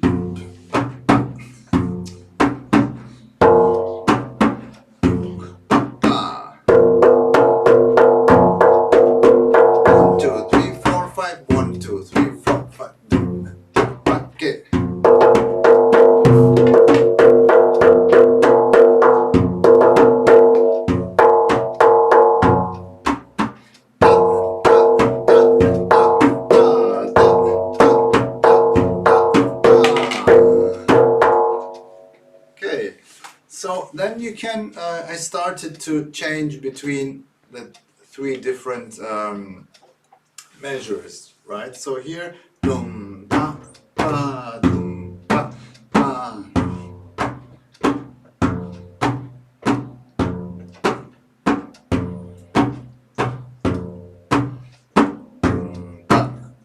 One, two, three, four. 1, 2, 3, 4. Dum, pa, pa. Dum, pa, pa. Dum, pa, pa.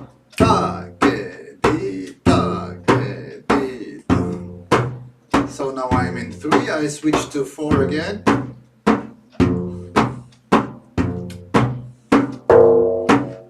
Dum, pa, pa. 1, 2, 3, 4. 1, 2, 3, 4. 1, 2, 3, 4. 1, 2, 3. Boom, pa, pa. 1, 2, 3. 1, 2, 3. 1.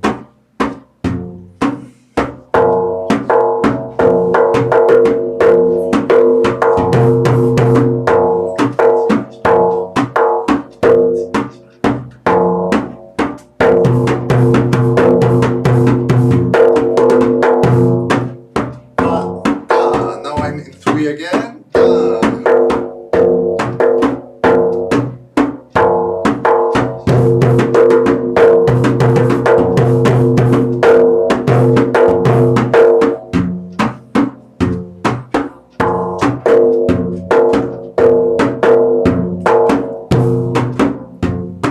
Now I switch to 5.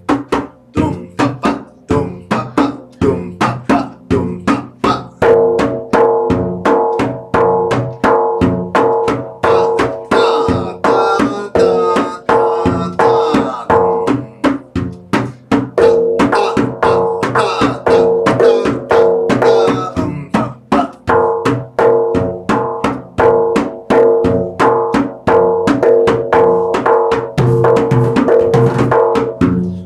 Yeah, so this is our changing of different measures here with the left hand from 3 you can change to 4 to 5 and again backwards. So the idea was or is always using only the 3 sounds dum pa pa dum. Yeah, so if you start exercising or practicing it, you can really start with the separate rhythms or separate measures, only with a simple figure. Dum pa pa dum pa pa dum pa pa dum pa pa dum pa pa dum pa pa dum pa pa dum pa. Slowly switch to the 4, right? Dum da da da da ke dum di da da da ke dum pa pa dum pa pa. Go back to the 3.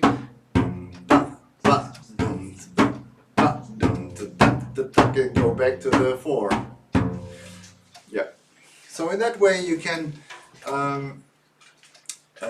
make kind of irritations, let me say, from different feelings, right? Because you are focused on the sound, doom, pa, pa. It's still the sound is a continuous sound, the ostinato, but the irritation happens when the measure is changing from 3 to 4 and 4 to 5. Yeah, and this, of course, you can do in that way, or you can use stands if you want. Right. So I think if you have no questions. No. No questions. Great. So I would like to thank you. We will see us again at 9 o'clock German time. 30 minutes. In 30 minutes. It's better, maybe easier. Okay, so have a small break. See you. Right. So I think if you have no questions. No. No questions. Great. So I would like to thank you. We will see us again at 9 o'clock German time. 30 minutes. In 30 minutes.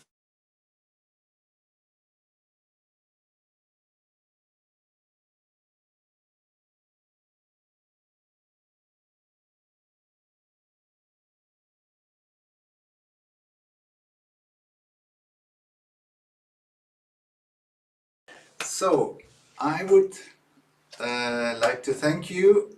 We will see us again at 9 o'clock German time 30 minutes. in 30 minutes.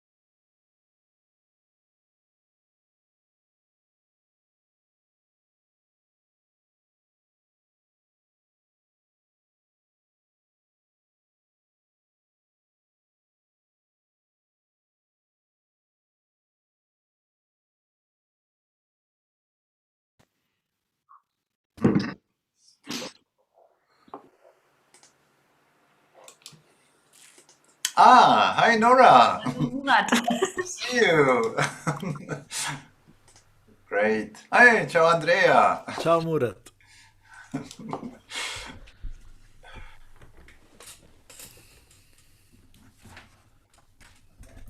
Ah, All these drums on the wall. yeah. Not of mine. Just one there. What do you have on the wall? Your CDs? Me? Yes. Ah, hi If Nora. if I do all these CDs, I will be millionaire now. Now it worked. Great. Hi, ciao Andrea. Ciao Murat. Eh, We pushed the room leave room button, but then we came into another backstage room. All these drums on the wall. Yeah, and It's a I can labyrinth. hear the conversation on the. So many rooms here. Niye eski şey? Benden değil. Yani YouTube. Senin de belki YouTube açık. Okay, so we are just checking. There is one sound coming. A Yeah. conversation came. Yeah, I think the problem is solved. Right, so I think we can start. And welcome again. We already saw us today, the whole day. And so our last meeting here to talk a little bit. Also, maybe if you feel, you can feel free to play something, that maybe there is something that you want to show us, like an example, like something, a groove or whatever. So it's can be really also a little bit musically. And so I would like maybe to start with a general easy question. Not easy, but to start our talk. Maybe Glenn, I was thinking we can start with you, because you are the one who is most far away from us, right? We are all in Europe. Yes. And at the same time, I think you are one of the most the masters, if I can say, and Another way of saying the oldest. almost, okay, almost. At least the most experience, I think. Most experience. Yeah, this is a nice way to say it. Yeah. So, what is your first association if you hear the word tradition? Well, that probably is evolving. I'm sure it's evolving even now, my relationship to tradition. When I first started the frame drum, of course, you feel this kind of, you're starting from the outside and you want to be on the inside, and that's what tradition is at the beginning, because I didn't know anything about frame drums, and the only way I could have a way of entering into frame drum world was by studying a traditional teacher, studying something traditional. So at the beginning, that was the relationship was inside outside, because I had no previous connection to frame drumming. I had no cultural connection to it. So it was a question of finding somebody from a tradition that used frame drum and then studying with them. So it was a kind of a simple relationship, because there was clear that I was starting from ground zero and I needed help to find out how to play frame drum, what to do, what was it all about. So that was the beginning, and that went on for probably, I would say, 5 years or so, 4 or 5 years, where I was just studying with different frame drummers and really just absorbing the material and finding out the different ways of playing from different traditions. And I didn't have a notion for a number of years, probably for at least 5 years, about what I would do with all this material. I just thought it's so much fun to play, and I didn't know there was so much to learn about this. And so it took that amount of time for me to start it changing into something else, which was, what if I combine these ideas and just do my own thing on the drum, you know? At that point, the whole perspective changed because I was drawing on this traditional material, but I was also, there was another aspect of it too, was how do I use this in music?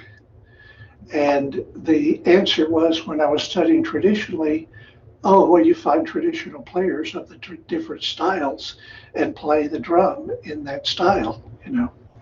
So after this 4 or 5 year period, that changed because I only had limited chance to do that. I did that some, play with some traditional players, the instrumentalists from the Italian or the Arabic or the Azerbaijani, those styles.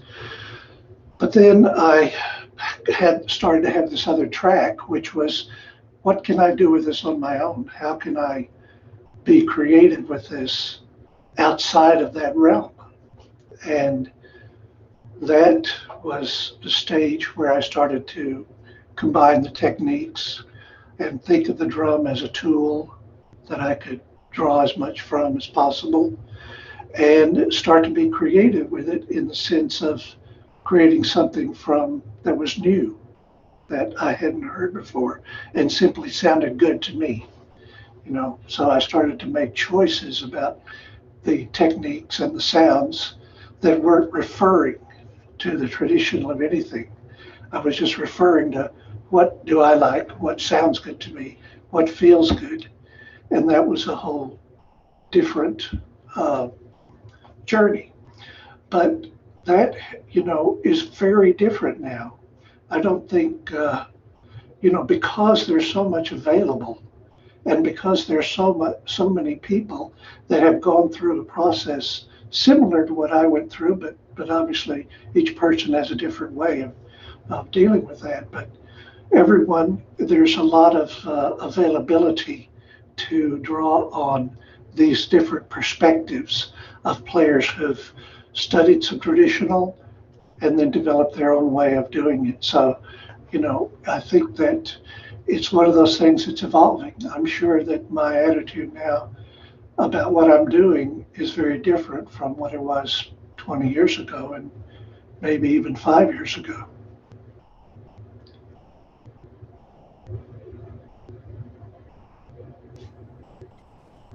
Yes, and but I mean, you have a let me say, your own traditional background. Also, you had a tradition before you started the frame drums, right? You studied classical music, for example. You played drum set. So, but this tradition you didn't lost, I think, and you can hear in your music, or you put in the music, or somehow you transform this your tradition, your former tradition Right. by the music. Yes. Yeah, I had a background in music already. So, you know, I was very influenced also by Steve Reich, who I played with for many years, and Paul Winter, these American musicians that I played with and that had a big influence on my musical style. So it was everything put together, you know, when I started to create my own thing. But this just the basic idea of, there is a deep well of knowledge that's coming from traditional materials and traditional players, and it's a benefit to everyone to get a strong taste of that in whatever way that, you know, the individual wants to, just by listening or by actually studying. But the drum is so old, it has such long lineage in various cultures that you can really pick up a tremendous amount of attitude, just general knowledge and way of handling the drum from the different traditions. So you can't go wrong by really listening and studying some of the traditional materials. Thank you. So we can go on later with some other perspectives maybe, but maybe we can continue now with Nora. What is your association with tradition, or maybe your definition, or your personal connection with tradition? The first thing I thought when Glenn was talking about it is that traditions are learnable. Maybe this is also what you meant with outside inside, that you also need to learn, even if you're part of a culture or religion, as a child, you need to learn the traditions or the habits or the festivals and so on. So you have to learn your own tradition, but you can also, with growing up and with getting an adult, but you can also learn foreign traditions later on that base. And this came into my mind, that for me, it's a very great feeling, and it's really something which carries me very much to connect with foreign cultures and traditions. And this will never stop, learning and connecting with other musicians and traditions. It's very inspiring. It's enriching, and it also brings you back to your own roots. Like traveling in foreign countries, maybe just if you are in the foreign country, you realize your home, or what is the difference between the known things and the foreign things. This is something I'm also very happy about, being a frame drummer. I mean, with frame drums, it's so fantastic because we do have all these traditions around the world, and I'm very grateful to learn and to learn and to learn.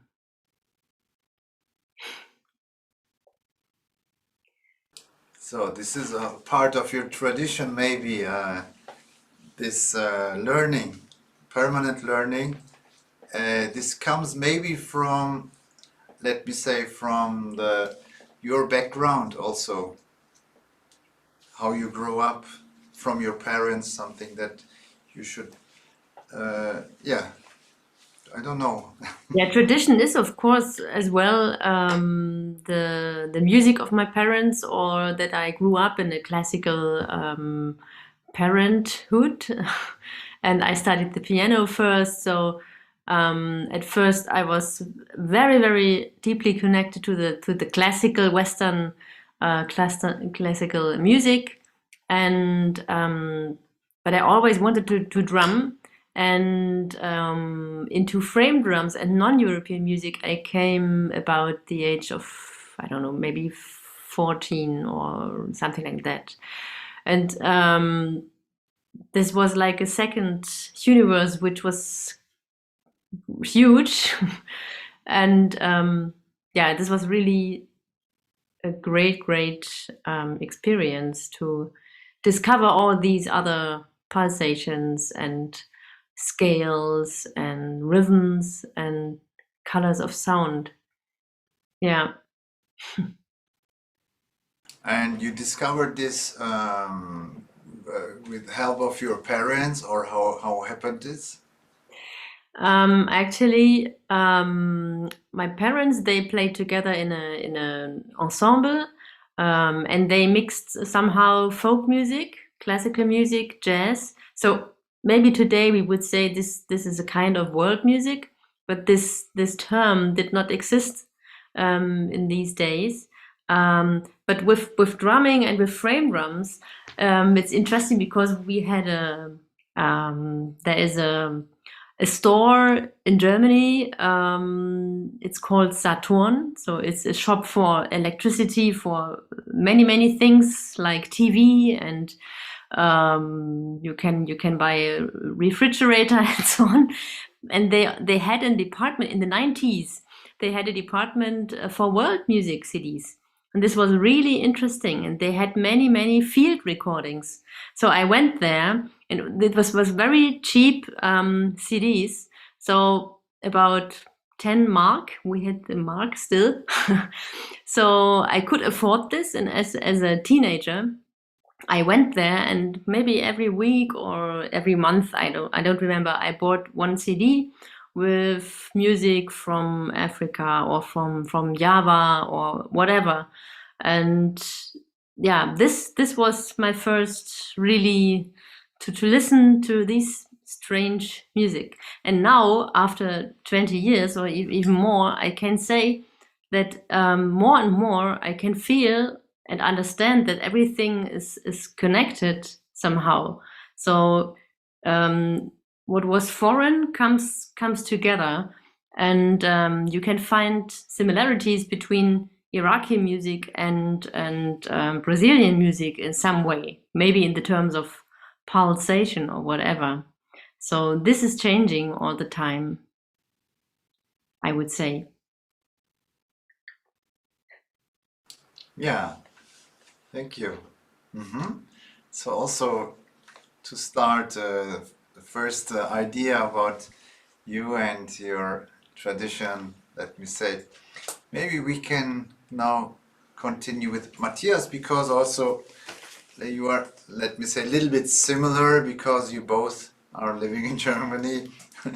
This is maybe the only thing that you have common, but maybe another thing that you were interested in world music or world percussion. So this is maybe something that is connecting you or is close. So what about you, Matthias? Your microphone is off.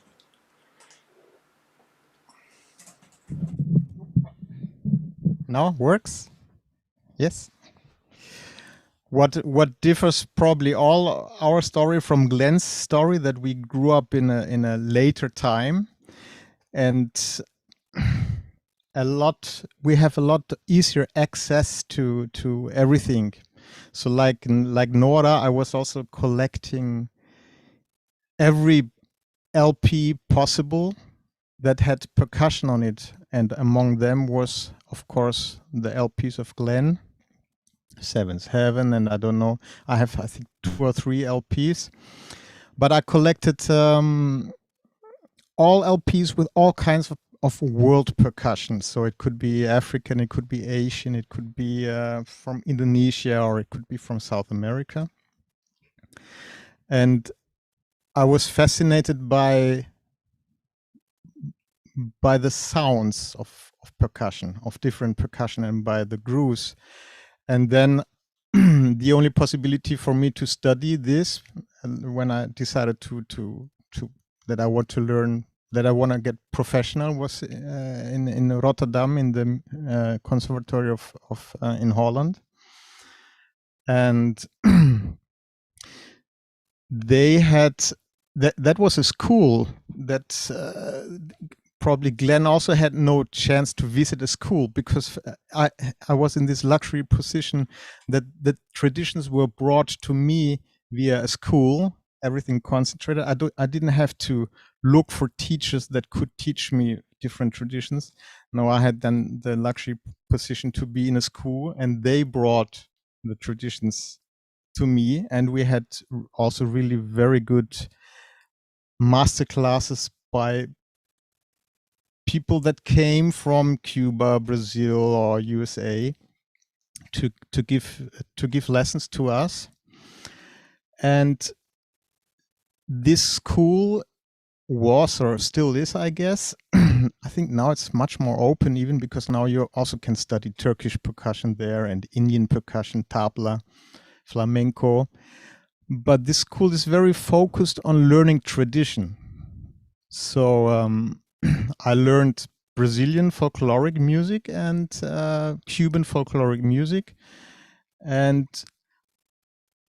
my colleagues and me, we tried to get as much information as possible only about tradition and to play it as perfect as possible, because that was the school. And in the end, it was a good thing to dive into one or two or three cultures very deeply, because that opened doors to understand other cultures or other traditions quite easily.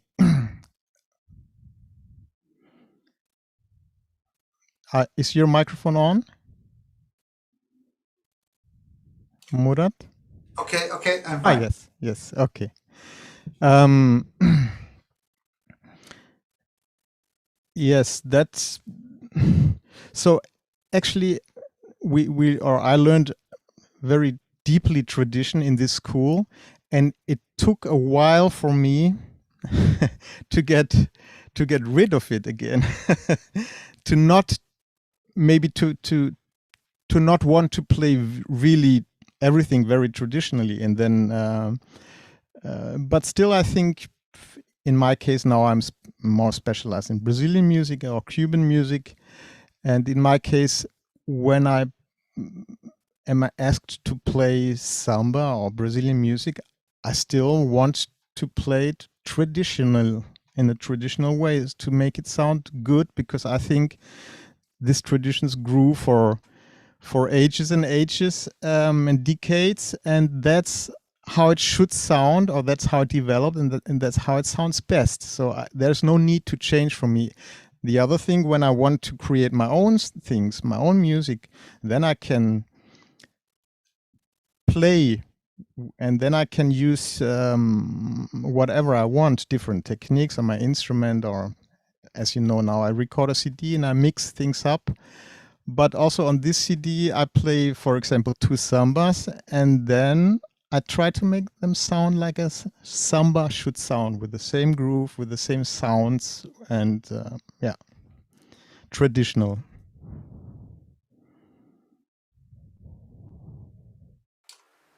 Yes. Also, very interesting, Matthias. Yeah. And yeah.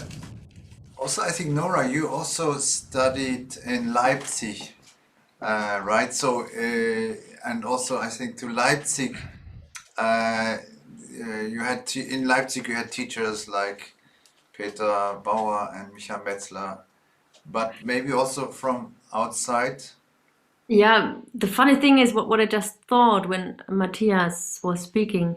To learn something, to learn a tradition, and really to get deep into it, and then to leave it again or to transform it again. This is such an important step. Actually, it's development or learning itself.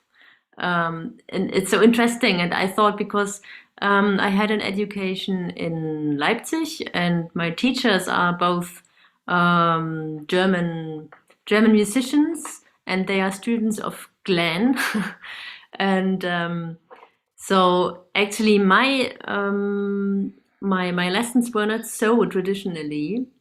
So there was already a bit of, somehow I take something from Indian rhythm and we do some exercises with this. So it's not really about playing traditionally classical Egyptian whatever, because this little department in Leipzig is connected to the popular music department, but we don't have a world music department there.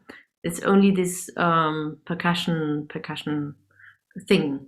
It was not so much about tradition, but I remember the moment for my final concert exam after the study, or to get the final study. I wanted to play a solo piece in my last concert, and this was really like, oops, I learned so many things. But learning how to play a solo, or how to transform everything I know into a an original piece of music, this was really, it was frightening and scaring, and I thought, what do I do? And actually, this is the step to go further, or to make something out of what you have learned, to make something out of it, to create your own way. And actually, I'm still, this is something I'm now doing more and more, especially in this period.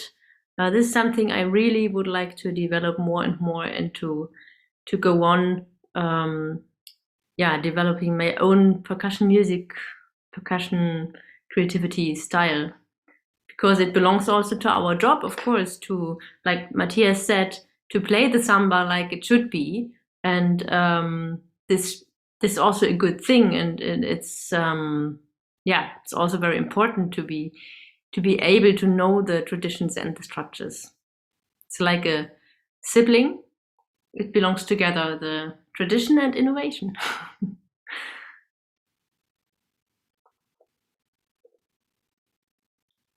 Yeah, so we are connected with, I think, the tradition of Glen, because in my eyes, Glen is already, he has created a new tradition.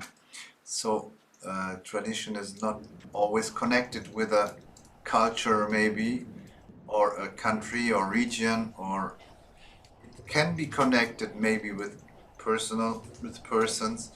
So you can call it his style, you can call it his school, like the Russian school with the piano, or you can maybe say it's a new tradition that is born. Maybe this is maybe a global tradition that comes from the work of Glen, and all of us are connected to this, or coming more or less from this tradition, modernity, the connection.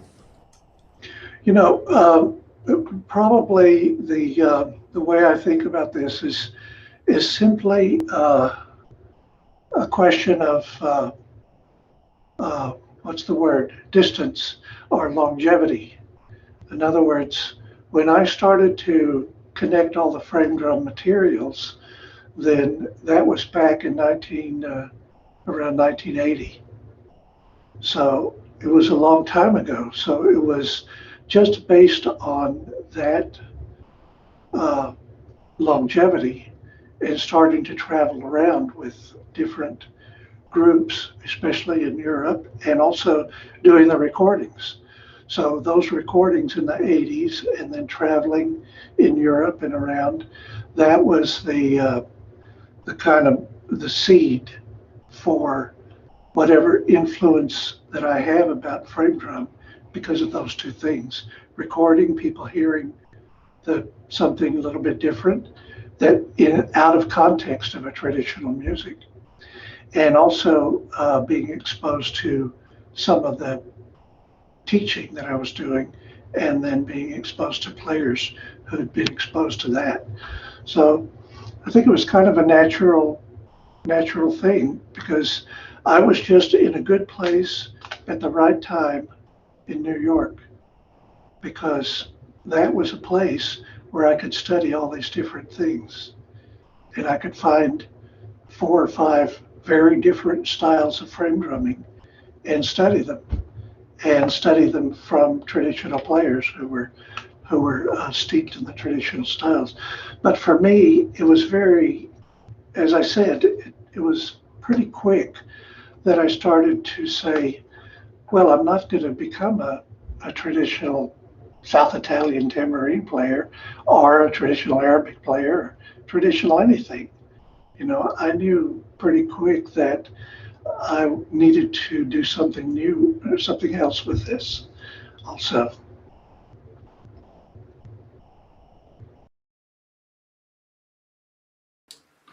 Yes, so among us we have a traditional Italian tamburello player, let me say,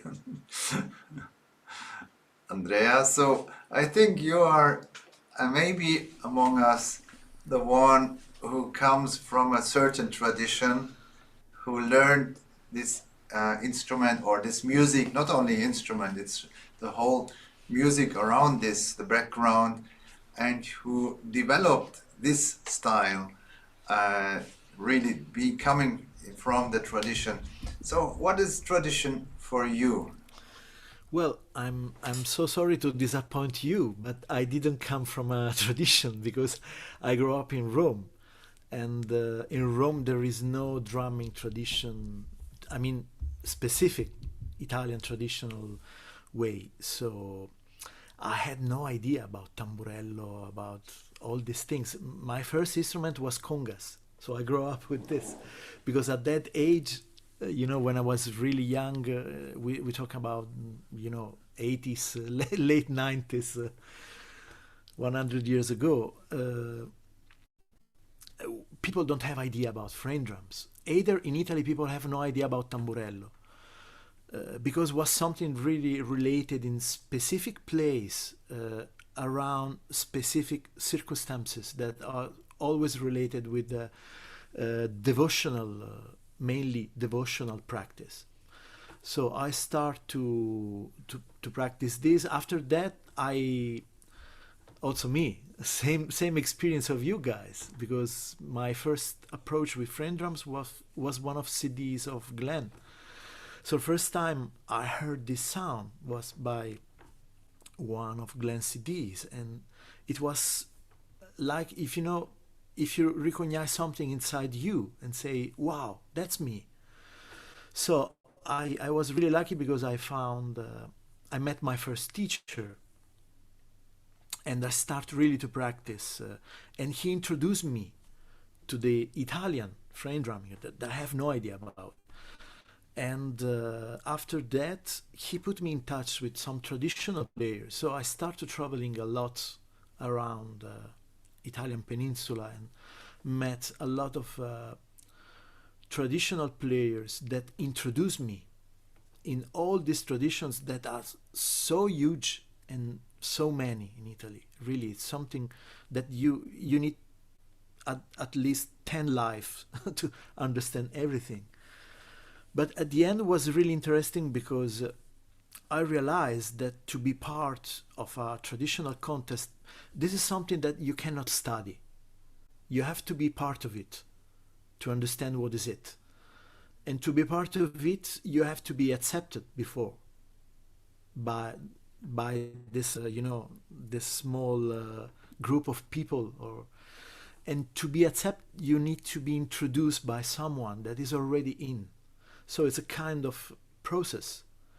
And when you're in, you can learn the language because it's a specific language that is related with the food, with the dance, with the, all the aspects that makes one tradition, one village different to another one that is maybe 10 kilometers far away, but it's completely different. So this is something that really touched me a lot. And it happens to me many times in my life when I approach different kind of music. For example, when I start to play with Arabic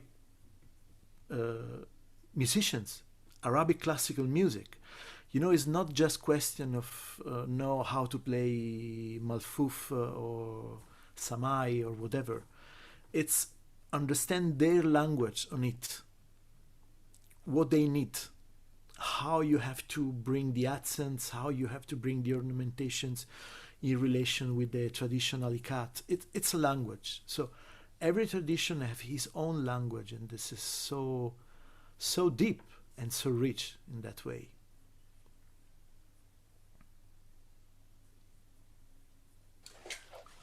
Thank you. So now I'm not disappointed. I know. Because I knew the story before.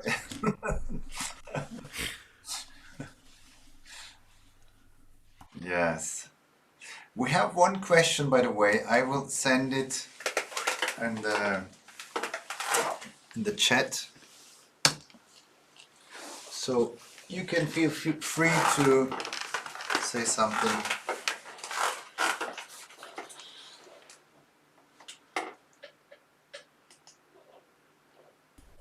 Very nice question.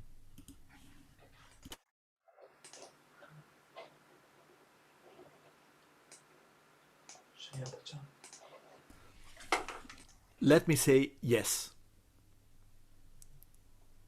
It's necessary. You have to. I mean, you know, tradition is not something that you can learn from a book or someone else can, you know, tell you. You have to experience on it. And the nice thing about tradition is that tradition doesn't really need techniques. It's a language. It's different. Inside one traditional contest, you can have 10 people that play the same things in 10 different ways. And I experience of this. I saw this many times. But at the end, everybody can bring that kind of feeling that is necessary for that tradition, that is connected with the singing, with the dancing. This is the primary, you know, aspect of the tradition, the primary connection. Singing, drumming, dancing. This triad is really deeply connected.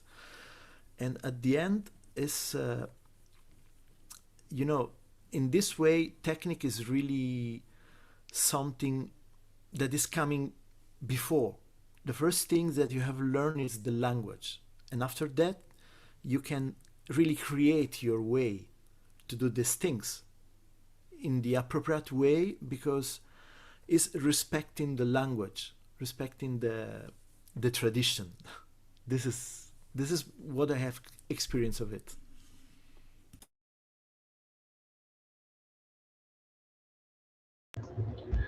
This is a many layered question, and I think there is many attitudes about it, many different attitudes about it. But one of the things that that made an impression on me one time when I went to a museum and somewhere when I was traveling, and there was a exhibition that the title of the exhibition was "Tradition is Change," and you know, it's like this is counterintuitive, because you think tradition is the result of, you know, repeated actions, and the kind of the culmination of those actions are a certain way. And that's certainly true from the standpoint of what Matthias and Andrea were saying about the feeling of the music, and the style of the way that the rhythm is handled, which are big questions, you know. That doesn't, my feeling about it is, because I've experienced this before, and I know about situations where players who have never studied a certain style jump into a style very readily, as though they've had some kind of psychic connection to it or something, you know, and they get the style very quick. It doesn't mean they're fluid in all the nuances of the style, but they can jump into it. And that kind of goes counterintuitive to the idea that you need to go to the country, you need to eat the food, you need to know something about the language, you know. So there's more to the issue than the now, because we have all kinds of connections from the past that we don't even know about. But I think that it is, the more that you're exposed to a particular culture and the way of doing things that you want to play the music of, the better. There's no doubt about it. The food, the language, the experience, the conversation, the way that the musicians are relating to each other, and of course the listening of it. So, but it's a big question, and there is also another big issue involved here, and that's the issue of what we call appropriation in the West, and that is that the Western, the European kind of taking of many things from many places and using them. And the reason I mention that is because the traditional people who are wanting to maintain whatever they're doing in the way that they're doing it can feel very threatened or feel very confused by this taking thing that is, it's an American quality and it's also a European quality, that it's very common that there's not enough giving in the process of taking. You know, there has to be both things going on. There has to be giving for the taking to really happen in a beautiful, in the right way. And I think it is an issue for all of us who've grown up in a Western tradition, how we immerse ourselves in these cultures, and we have to give back to the culture. And part of that is the change aspect, because our perspective on what sounds good, what feels right, is not invalid. It's something that can lend a new flavor to the traditional materials. And real good traditional musicians are open to that. They're open to that kind of input from outsiders, let's say. So I just wanted to put that in because it is something that is a bigger question than simply immersing ourselves in another culture. It's also, for it to be a valid thing, we have to give also. We have to give our creativity and our insight into what will make this feel even more groovy, even if it's just for us, for our own experience.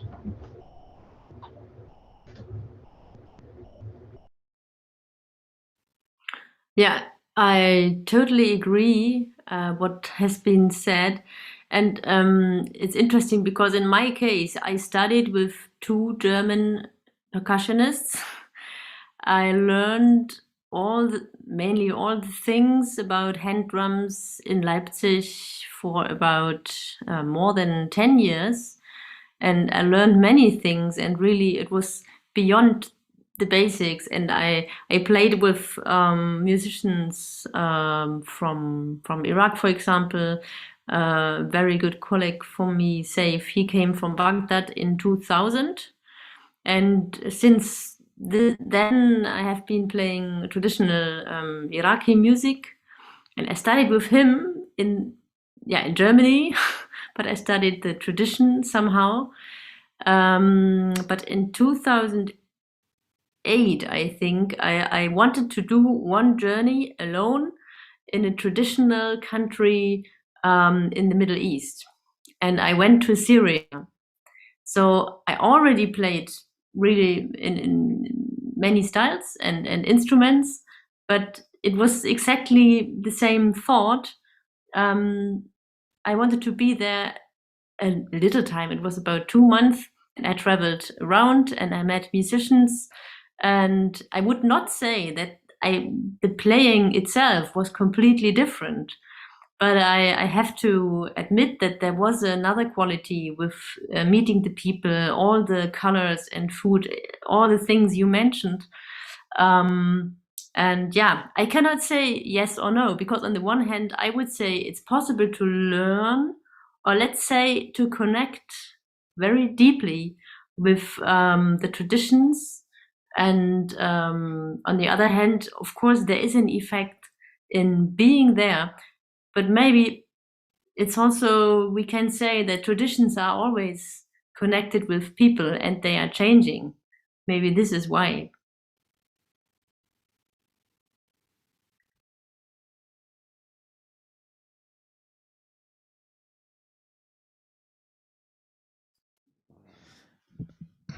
I can also say tell a little story about that.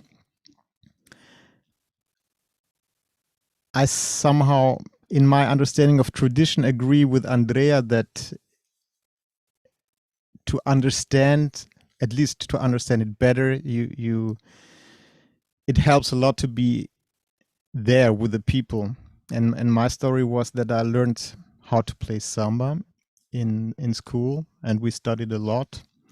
And only after 4 years of studying the music and knowing all the patterns, what is played by the bass drums and by the snare drums and so on and so on. We knew a lot theoretically also about history.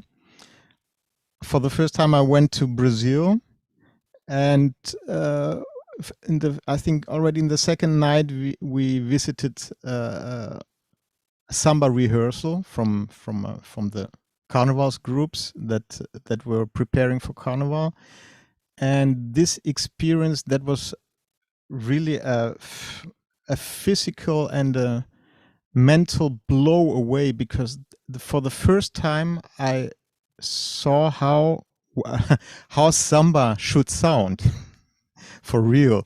So that was like for me was like a button in my head that was pushed, and then I thought to myself, and now I understand what it's all about.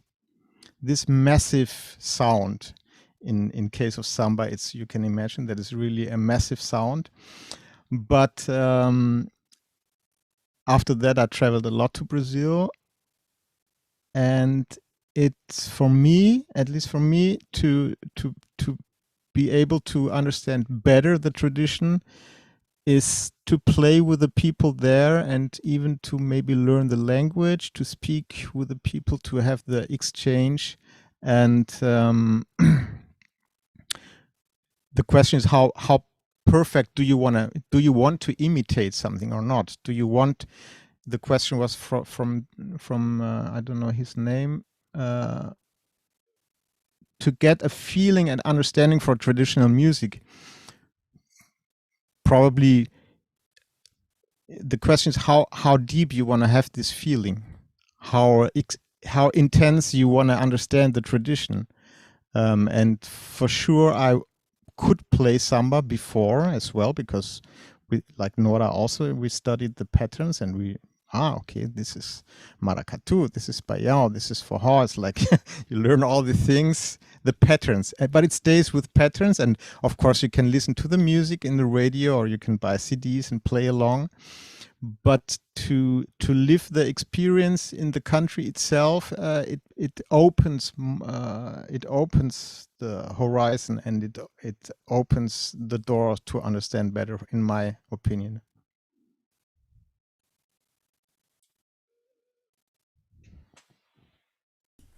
So this idea of carnival also remind me something. I will take my drum, because when I was student, I have studied with my first master this very nice rhythm that we have in Italy for a carnival, very special carnival party that is placed in Montemarano. Montemarano is a small, quiet village, big village, not far from Avellino in Campania, the region of Naples, and they have a huge carnival party, really special and unique. And traditionally, it's played by many players that play clarinet, accordion, and tambourine. There is so many of this. So the impact is the similar of what Matthias says. So I have studied the rhythm that is quite untypical for Italian tarantella.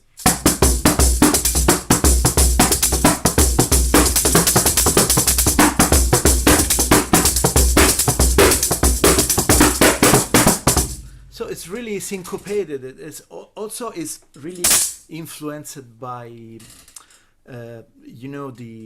after the Second World War in Campania was a huge presence of American soldiers. So a lot of people listening jazz, swing music, and they incorporated these elements inside this carnival. So this is why this rhythm come from. It, of course, is much older, because it's very old tradition, but it was transformed during this period in this very unique kind of carnival. So imagine there is some like of factions inside this carnival, some like bands, groups, that is composed by many pulcinella, this Italian mask, well, maybe you don't know, but it's very typical mask. well, there is a lot of people that dancing with traditional dress, and there is a lot of people that playing. So basically there is clarinets, accordion and tambourines that play this. And there is, 3 or 4 different kind of groups composed by maybe 100 people each. And the goal is play louder, longer, and do the best choreograph. So I was inside some of these groups because people bring me inside of it. And you have to play this rhythm for maybe 6 hours, maybe 8 hours, no stop, with the same energy. And it is something that I can't describe, because it's not the same experience to learn from someone when you are inside the traditional contest. You have to find strategy to resist. This is at the end, this is the thing, like playing tamurriata. If you're playing, tamurriata sounds simple, like, well, tamorra is big like this, and it's heavy, and you play for dancer, so you have to be powerful, and one piece normally doesn't during less than 20 minutes, and normally there is just one drum and one singer, so you have to be there, and you need to find strategies to keep this, to doing this for them. And this is really an experience that transcending, I don't know the English word, transcending yourself, you have to go through yourself. You have to forget your skills, your technique, everything, and find strategies in your body and connect it with the dancers and the singers. Because in that moment, you're a tool. It's not you. It's not Andrea or Nora or Matthias or whatever. You're just, something where there is something that passed from the past and go to them. And this is really unique experience.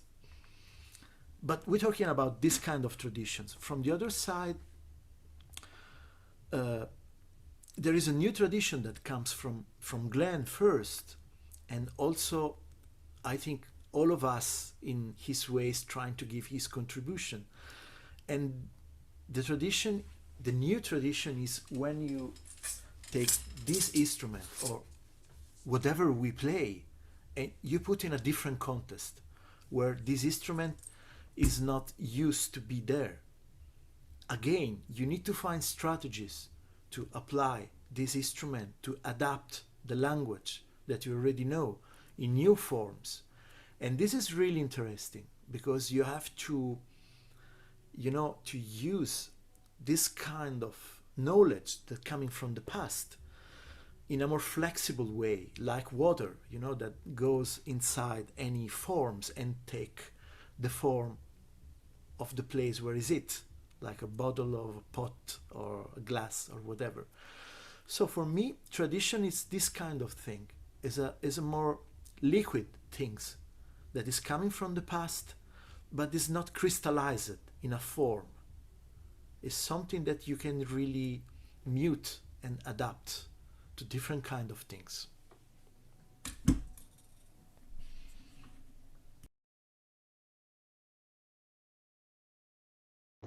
Yeah, I think that's a very powerful way to say that this is a lot of what we're doing is coming out of an instrument, and the qualities of the instrument, the frame drum, has qualities that lend itself to some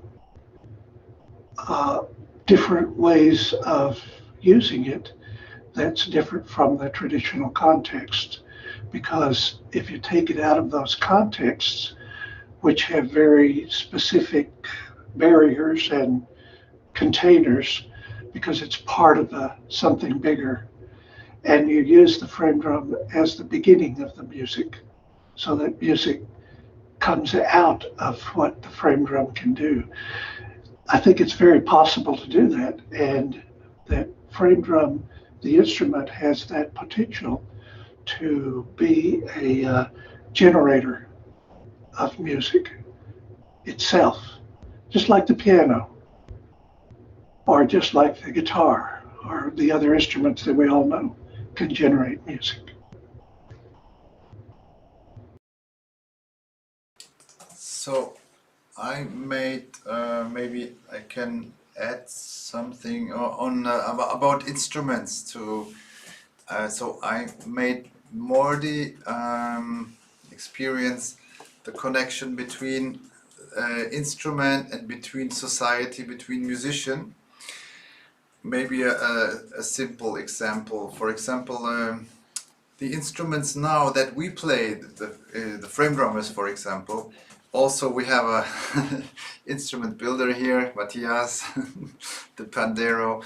So about pandero, I have no idea because I'm not an expert. I know you build very good panderos, but I cannot say what is the difference between the panderos that were built 30 years before. But the instruments that I play, these different lap style frame drums, let me say. So they are now very in a high level. They are very modern. Let me say that the shape is modern. The wood, I mean, unbelievable, expensive woods. Black oak that is more than many thousand years old, and only the wood is already 50 euro or 80 euros. Only the wood if you buy, and then everything. So what I wanted to say is that the instruments are totally on a high level, sound quality and everything is and individual makers and the tuning systems, you know, everything I don't have to say. So if I compare these instruments sound-wise, not only the quality, sound-wise with the traditional instruments that were played in Turkish music, the sound is different. They are far away from the tradition, the traditional sound, the traditional taste that people want to hear in a certain music, you know, in the classical music. So the frame drum has to have this character. So not too many overtones, for example. So so to build an instrument with more overtones, you have to have another technique of building, of course. But I think so. I made the experience that in certain times the drum was the most cheapest instrument. The drum player was, okay, he's a drummer. Everything was developed in the tradition, and also the people were thinking, okay, he's a drummer. Instrument is cheap, the sound is like this. The sound was not made like this. The sound was like this because it was built very cheap. So the sound, there was no development in the tradition. Is my opinion a little bit. It's a little bit critics about tradition. But I think many instruments had a development, like the lute, everything, the kanun in Turkish music, wow, everything. But the drum makers, they say, oh, it's just a drum, it's very simple, and they use the way of building that they already did 2000 years ago. So like my parents, my mother, she built the drum herself. That was more or less the same drum that was played in the orchestra in former times. And so that was a traditional sound, but it was not, as I said, it was not a decision of musical aspect, sound aesthetics. It was because it is the drum is in the society not really a real instrument. The focus was on other instruments, was on vocals. So that is something maybe the tradition is sometimes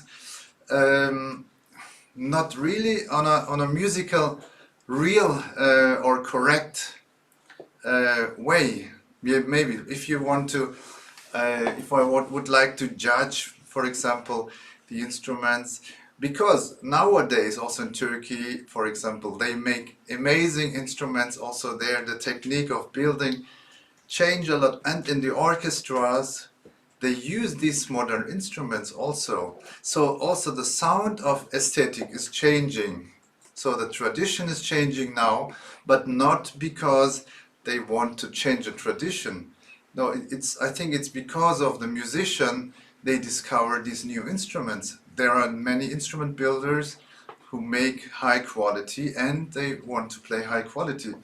So for me the tradition is sometimes too connected with the society, and sometimes if you are really inside of the tradition, you understand sometimes that it is not a natural development, not always a musical decision, right? It is.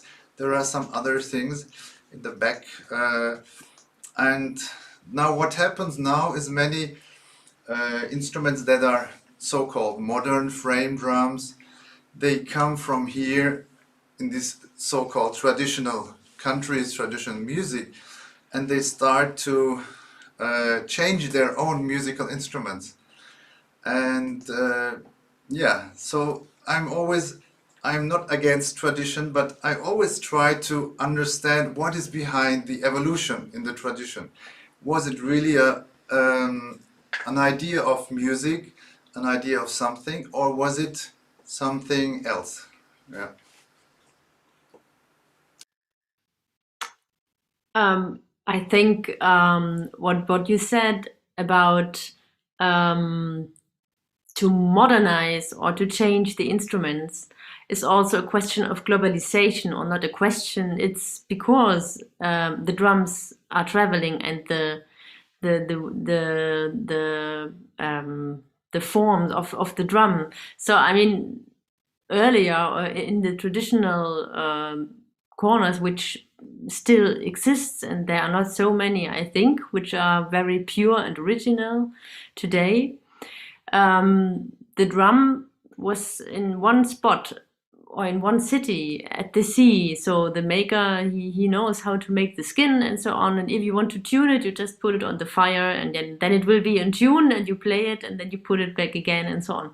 So all this question how to tune the frame drum and which mechanics or whatever is of course connected, that the instruments are traveling between tropical islands and dry air in Germany or wherever.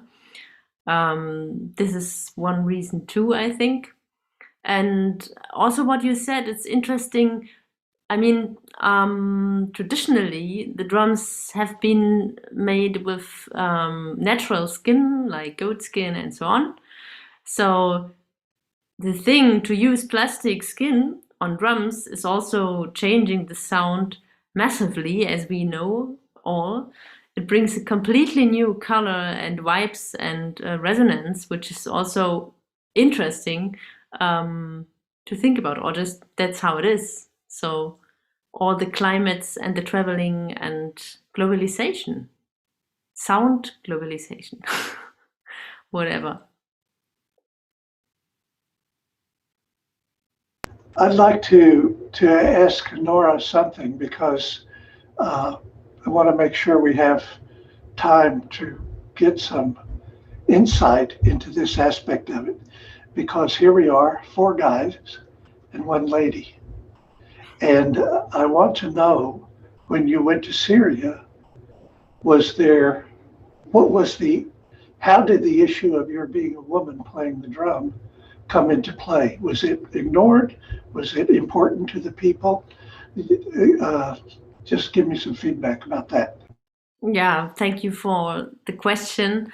Of course, this was also an interesting experience, and I did choose Syria because some friends told me it should be okay to travel alone as a woman.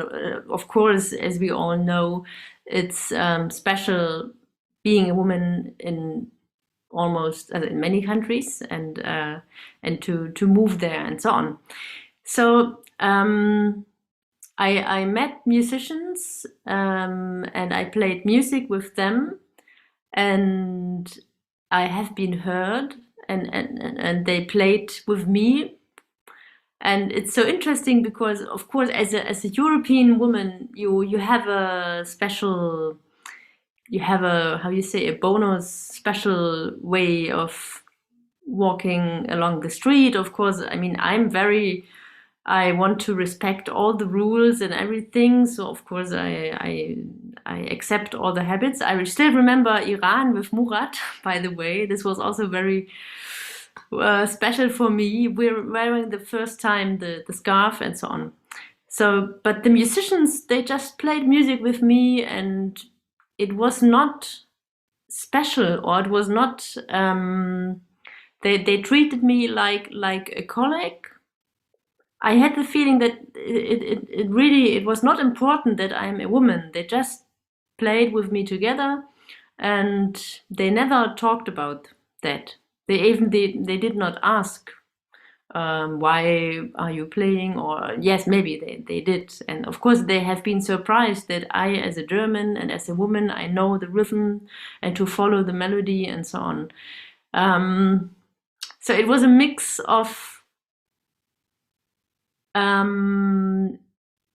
just take me as I am, and to take the music which is happening. And yeah, this, but of course I always felt special, also in relation to the woman in Syria, for example. Yeah, me Well, I guess as a woman. I guess that's my next question. Did you meet any other female drummers? In Syria, I don't think so. I met some male drummers, but the relation between women in Syria, they have been all very open-minded and very interested, and but for me it was also strange. This is not only because I'm a woman, but for every one of us, especially with a German or European passport, you feel somehow, you feel so, sorry is not the right word, but I mean, for me, it was possible to travel, and then you meet people in the same age or women in the same age, and for them it will be impossible just to take the next airplane to go somewhere. And there's also a tension somehow, because I had the freedom to travel and they didn't.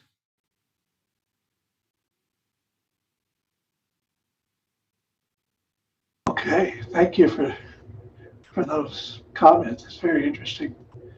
You know, I've always been interested in that particular question. Men and frame drum, women in frame drum. And what I don't know what the other musicians here experience is, but 90% of my students are women. And, you know, I think that that's an important thing. I think that there really is a connection between women and frame drum. It's certainly true from the past. And I think that this interest and what will happen as more women play is going to be transformative for frame drumming itself, because it will give a whole nother attitude about what drumming is about.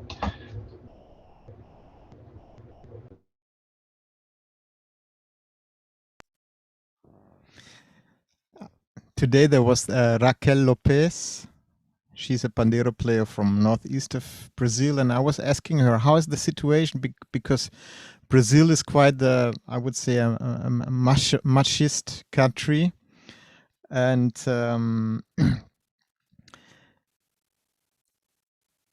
also my students are mostly women with pandero here in Europe. So luckily now, I think since quite some time already, it's slowly changing that more and more women start to play percussion, because before, in Brazil at least, in the 70s, it was even forbidden, more or less, for women to play drums.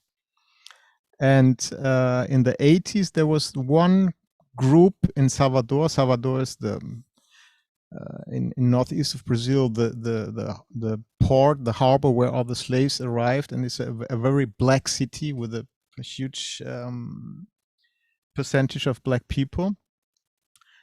And there they formed for the first time a group of women that played samba reggae. It's not an old tradition. Samba reggae is just from the 70s, but that was only for women, this drum group, and it was a huge success in Salvador. But it's very young, the movement. And it was also possible for women to play the drums because they were built in a different way. They were not built from massive wood, because the surdos, the big bass drums you have, they are really also heavy. You need physical power to carry them and to walk and play them. And then the instrument making changed, and they built light instruments from aluminium or from light metals, mostly aluminium, and it was easier to play also for women, the drums. And I think that's also a little aspect. And then what Murat said with the changing of sound in instruments,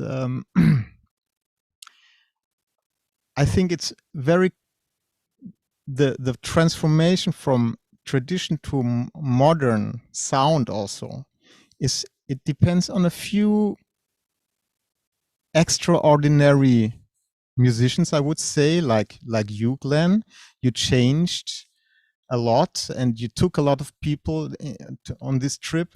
And in Brazilian culture, for the pandeiro, it was Marco Susano, who was a player that for the first time used the pandeiro in a different context, and he's the big name. I mean, there are traditional players that have a big name, but the whole development of the drum is always connected to his name. Susano. Okay, Susano. He started to play the pandeiro like that. He played the pandeiro out of the traditional context. He played the pandeiro in pop music, and he toured with Sting and whatever. So it depends a lot on this few, I would say, few extraordinary people who by accident maybe, or because they were in the right time, on the right spot, and had the right spirit to change, to start a new movement.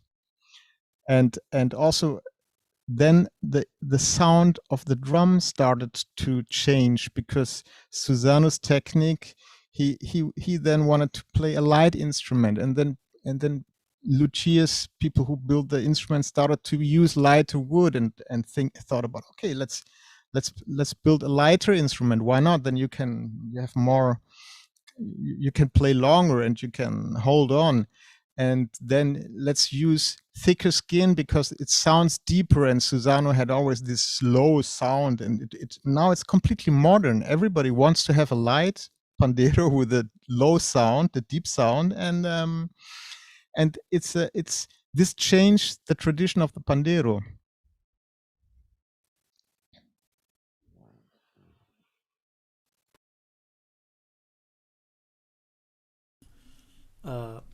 If I can say something about just taking inspiration of what everybody says, I think frame drums is really one of the few instruments that have a unique quality that is transcending the genres.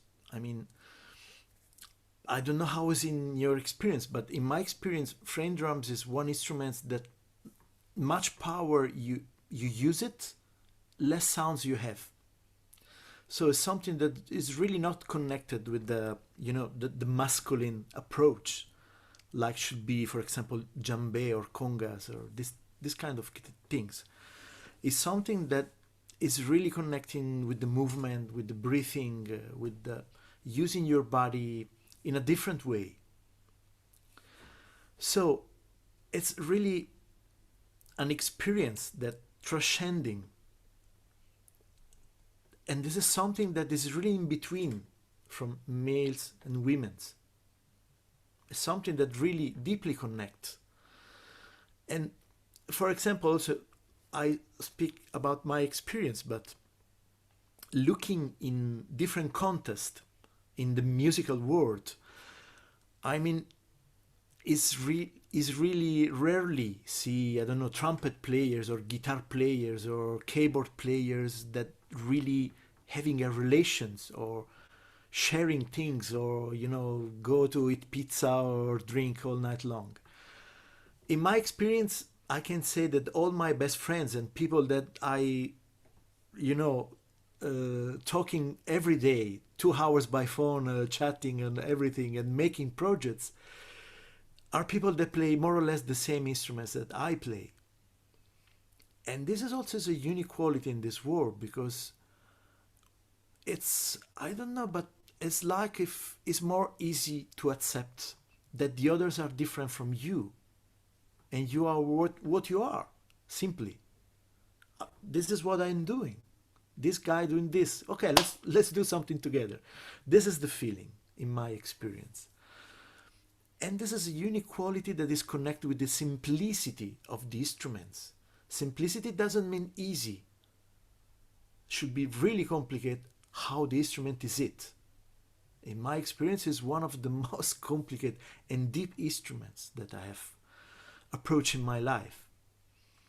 And we have this reaction also when we play with others. But from the other side, it's easy because it's really something deeply connects with humanity roots. Let me say this.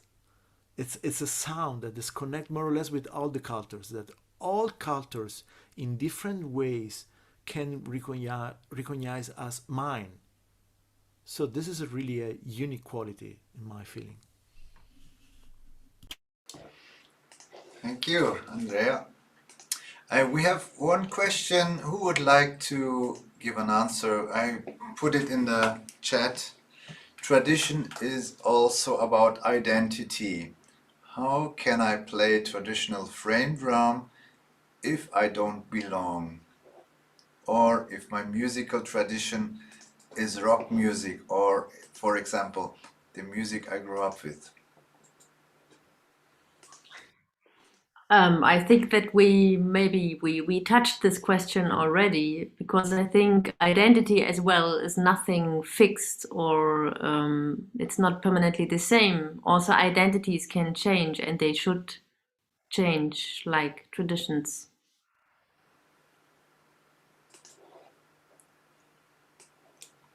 Right. So one more question.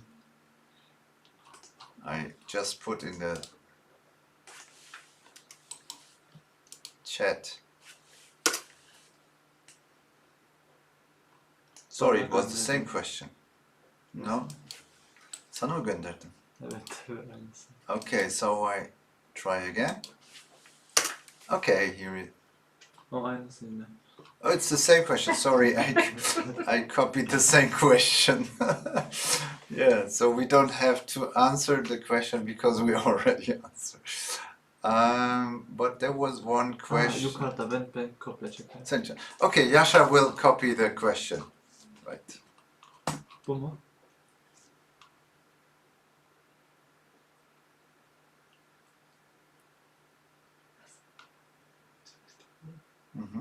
Doğrusu. Okay, so that is the question.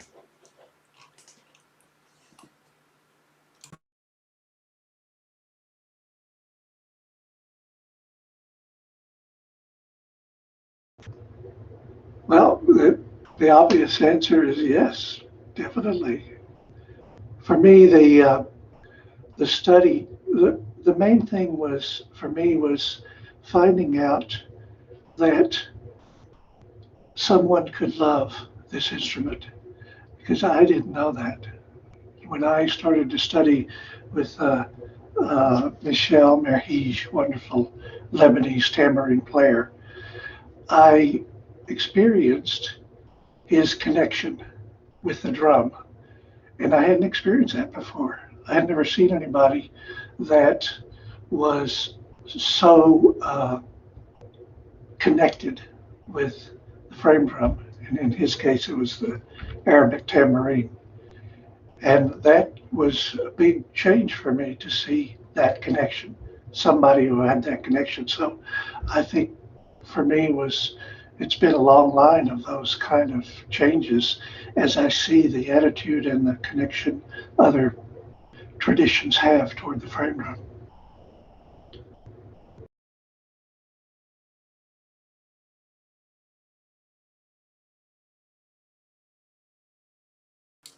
Any other comments?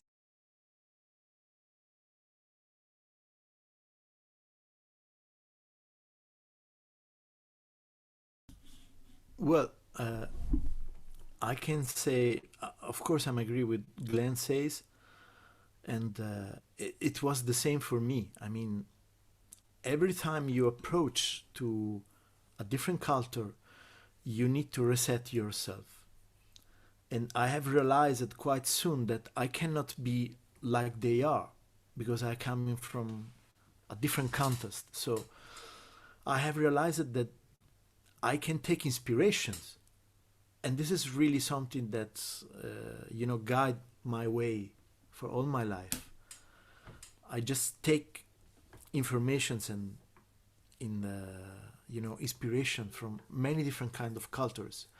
But since I experience different kind of cultures and influences, I back to my culture, and I realize that I can use all this information to build up something in my language. And this is really something that changed my perspective and my way to approach frame drumming and to evolve in a certain way. Because this is what I think, I'm sure, what it happens in the tradition in the past. Because traditions make it happens because people met, because people traveling during the centuries. And one of the most easy instruments to bring with you when you're traveling is a tambourine or a frame drum. You can put in your pocket and make, thousands of kilometers by a boat or camel or whatever, or by foot. So this is why this instrument traveling so much and changing so much. So we are just part of this. At the end is the same, attitude and the same experience that many people before us had during the centuries.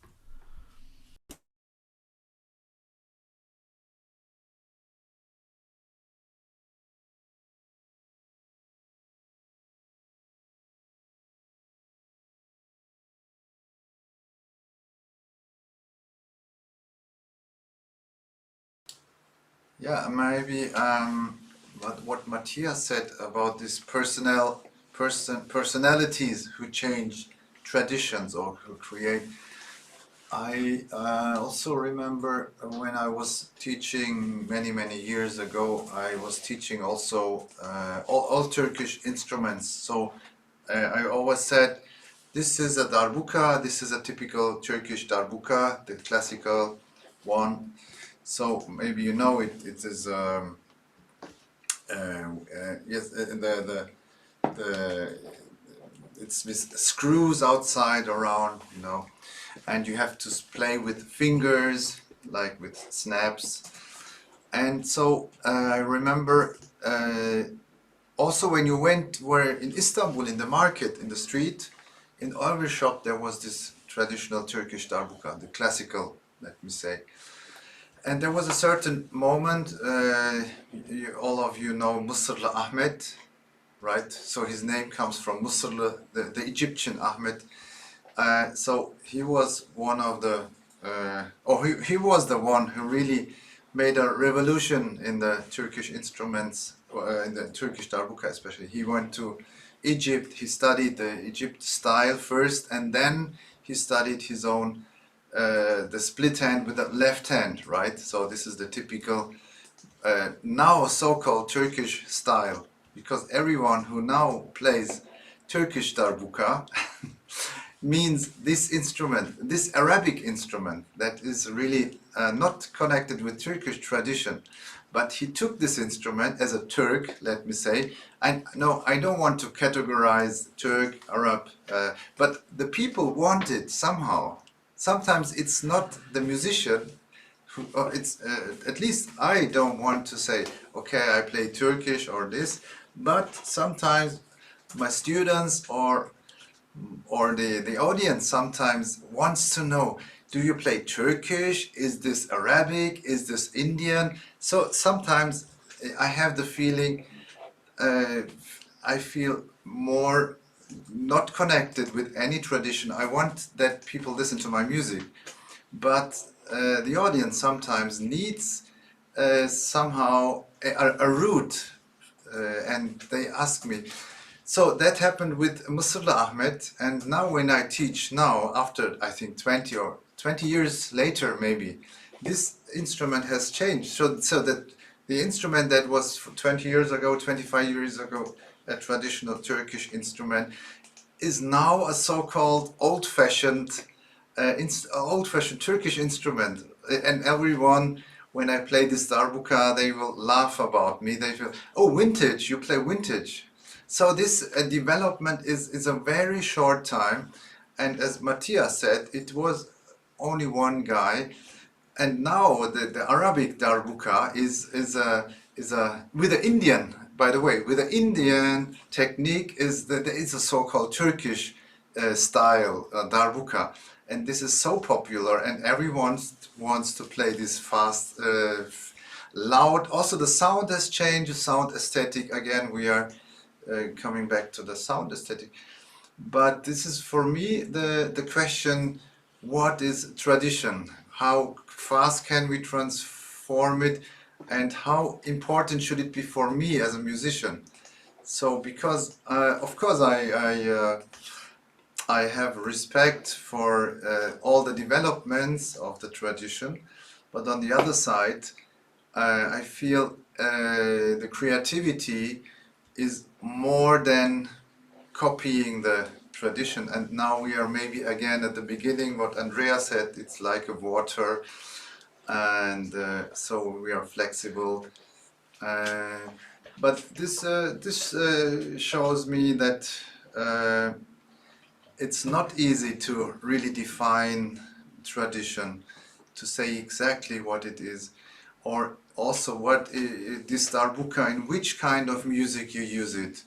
It's you want to make pop music, and today it's not easy anymore, because also the let me say more classical music in Turkey, for example, they also start little more pop sounds, right? I mean, still it's a classical format, everything, but the sound here changes. So when I talk today, when I watch today classical performances, they are different than 20-25 years ago. And so what is tradition, and how fast it changed? And so this is for me not easy anymore, I have to admit. Because I lived many different phases maybe, and probably Glen, you much more, of course, in your time maybe Egypt music was totally different than today, the traditional Egypt music.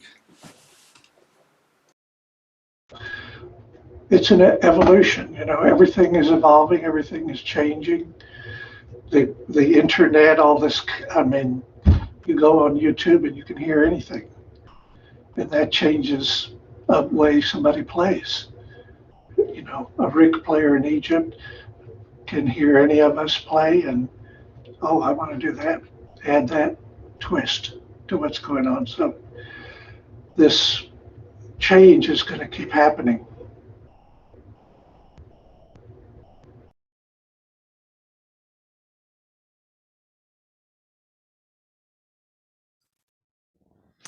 I mean that nowadays everything goes 100 times faster than 50 years ago. Now with internet,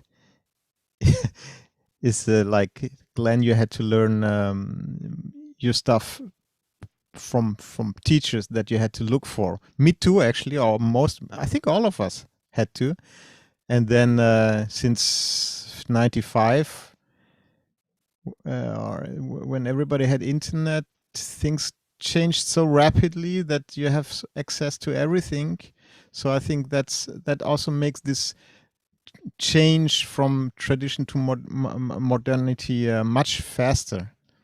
That makes it possible that Susano changes the style of playing pandero in 10 years or in 15, and same with the darbuka, because we all have access to this information and we get influenced so easy.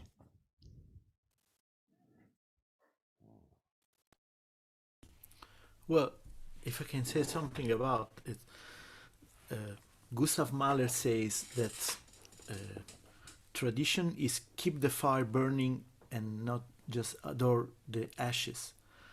I mean, this is really true in a certain way, because what Glenn did, what Marcos did, what Mr. in his way did, what the people that changed something did is they didn't went to internet and see what people doing, but they just get informations, stay in a room or go in a desert, or just sit and try to elaborate this information in their personal way. And this is something that, I mean, is a little bit rare these days, because we have this huge amount of informations. So people just try to, it's not the real word to say, but it's like that. I mean, just to try to copy someone else. I mean, in Brazil there is 1 million of people that play like Marcos now. There is 1 million of people that try to play like Glenn. There is, I mean, this happens. In Turkey now everybody plays like Mr. Lee, like Gum Machine, like that. This happens everywhere. The problem is when you really find someone that developing something that he's himself, representation of himself. I mean, this is the step tradition. This is really something that changed the things and create evolving. This is interesting.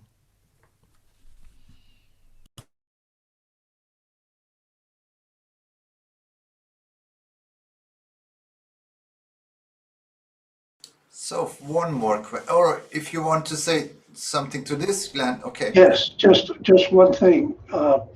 In my kind of interpretation of what I did or what I do when I'm playing and stuff, the key element is the voice. For me, and I think for anyone who has all this information, all this technical possibility on the frame drum or other instruments, the use of the voice is this connection with your human nature. And it's a way to bring out something that is only you. And I think everyone wants that when they play, whatever instrument it is. You want to play something that only you could think of it, only you could create it. And for me, using the voice in whatever way that you can conceive of will really, really accelerate and help that process.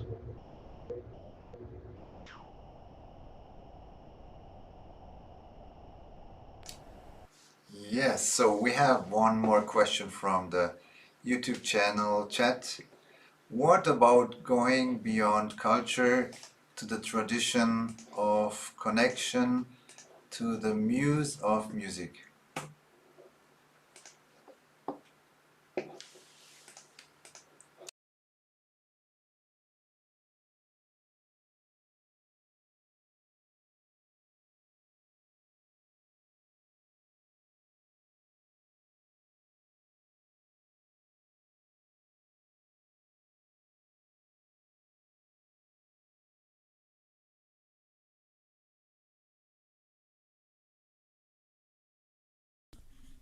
Well, I will say something about this.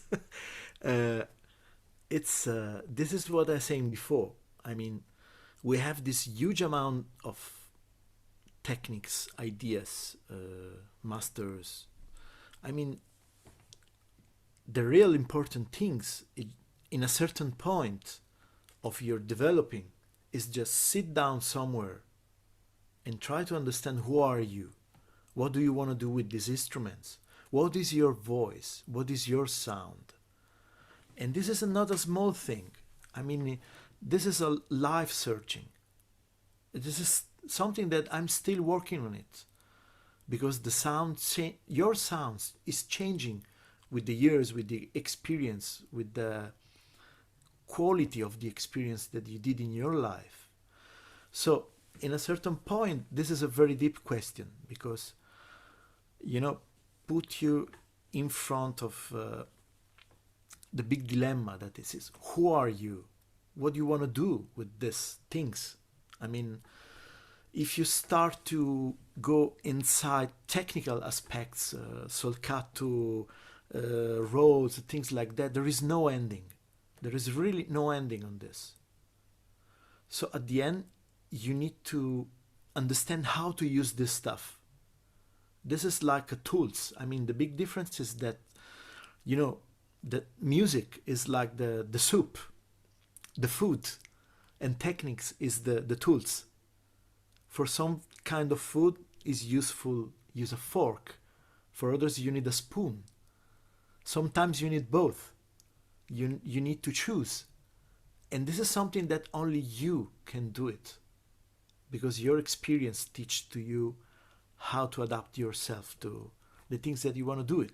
It's not easy to describe. It's something that you have experience of it.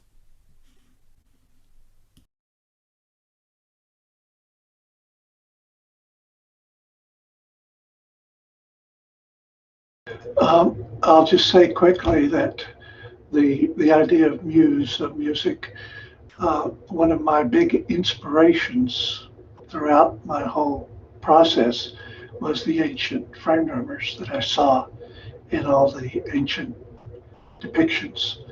So feeling as though I was part of a tradition, part of that I had ancestors that were doing what I wanted to do. That was very important to me. That gave me a lot of energy and inspiration to keep going, even though I didn't know what I was going to do with what I was doing. But to see that there was this ancient tradition and to feel that I was part of that, that was very helpful. So I think that's what that question is about, having feeling of that you have ancestors that you're connecting with.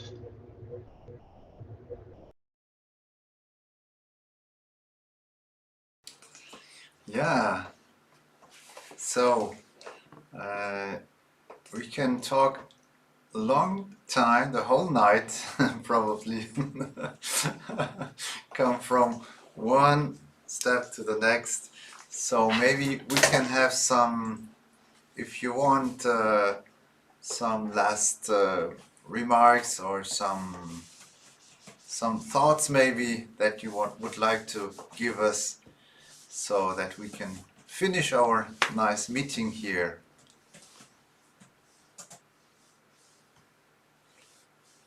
Well, I have one thing to say, and it was something I discovered today in our session with Murat.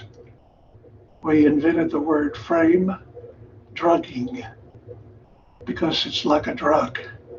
So everybody keep your frame drugging going.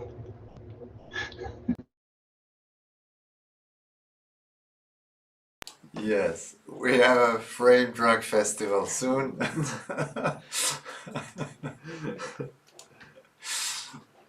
And for sure, we will see it in Tamburi Mundi in summer.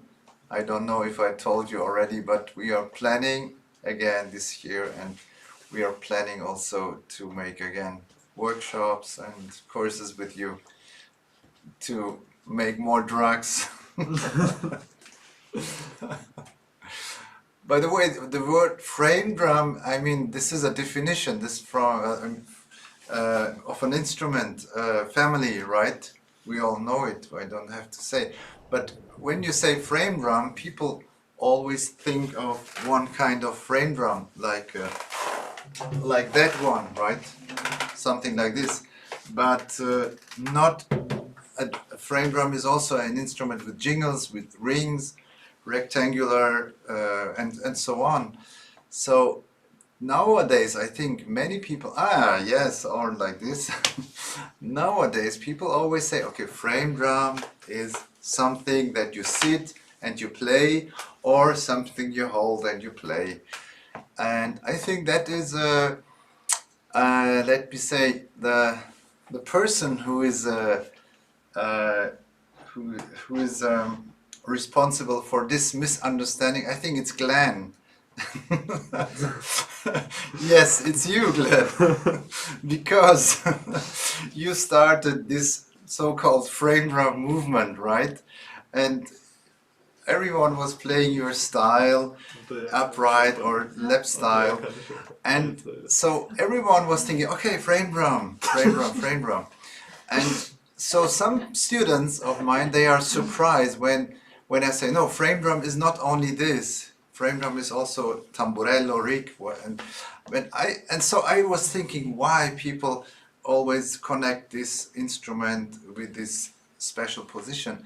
And I think because you made this instrument popular, this style, and also the word frame drum, I think that is, this is a normal, as I said, it's for a frame drum, for an instrument group or for a percussion group. It's not a specific instrument. And so this is also a phenomenon of this modernity, I think. And so this tradition also, because also in Facebook I see sites like frame drums and jingled frame drums like this. So it's strange or it's funny because the frame drum is including already jingles and rings. But I think that now people really have the feeling frame drum is a certain instrument. Yeah.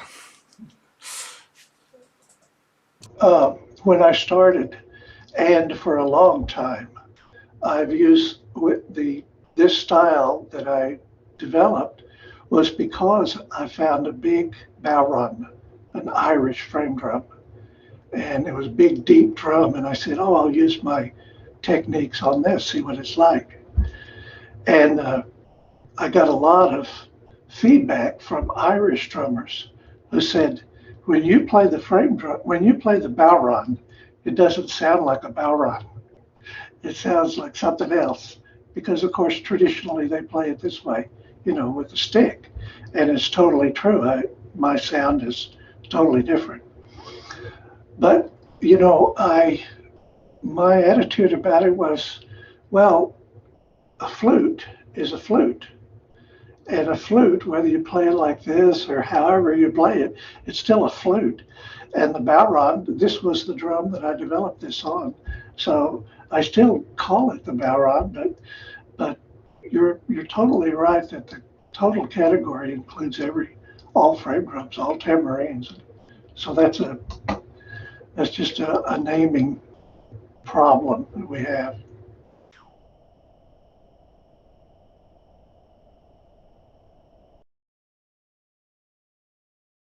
Yeah, so if you want to say something, Nora. I would like to say thank you for bringing us together, and it was a great talk. And with all this online stuff and what we are doing now, it's also inspiring for the life, for the future in life, I think. So I just had the idea maybe we can do something similar in the next real life festival again, to have a little very short talk about specific topics, and maybe this can be inspiring. Yeah, and thank you very much. Happy to be here. Yes, also thank you from our side.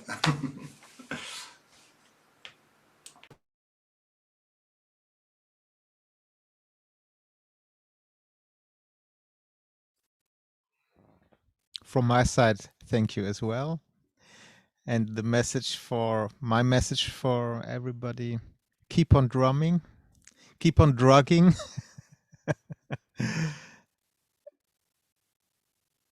It's great By the way, there's a frame drum tradition, for example, also in,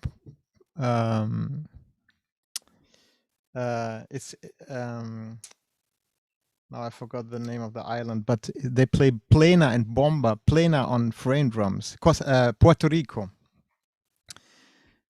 which is also not so very known, is it? Do you know about plena in on frame drums? Or does somebody know about that? So that would be something to consider, also to invite for Tamburi Mundi or maybe. There's also frame drum, another frame drum tradition in North Brazil that nearly nobody knows. It's called Bumba Meu Boy. I was playing one song 3 years ago or something on Tamburi Mundi, and they also play 3 huge frame drums, and they play a very special 6/8 mixed with 4/4 rhythm on it. So there's so much going on with the frame drum, which is not so known yet in the community. I always feel a bit as an outsider with the pandero in the frame drum community, because maybe first of all it's the other half of the planet. It's not Arabic music, or it has a complete different context, and the music has such a different feel to what the frame drummers are used to.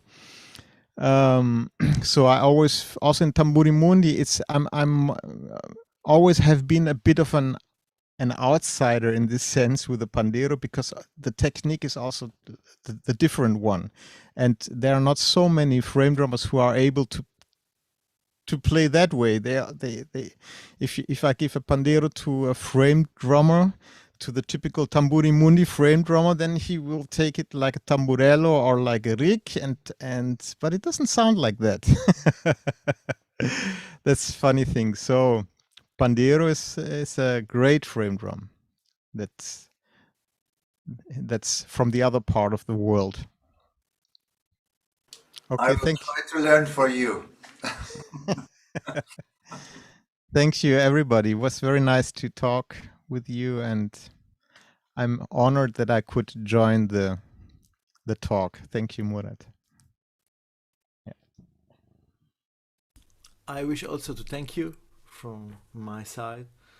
It was very interesting and stimulating conversation. A lot of things coming out. Also some nice remembering, like Iran, where I share this experience with Nora, Murat. Was really something unforgettable for me. And yeah, I mean, we are in a very strange time. Everybody have to rethink about their life. This kind of pandemic change our perception of the life. I had also COVID just 1 month ago, and was really a heavy experience. And this was something that changed me a lot. Reconsider many things, many aspects in my life, many things that I think was important, but at the end was not so much. But one thing is still so important for me, it is playing. And mainly I love to play for myself. I just walking in my studio and playing my drums, and that's it. And I don't need to demonstrate anything. So what I can say to everyone is, just in a certain point, just forget the technique, just switch off YouTube, just take your drum, walking in your room and playing. This is more than enough. If you can really find yourself there. And dimensions doesn't matter.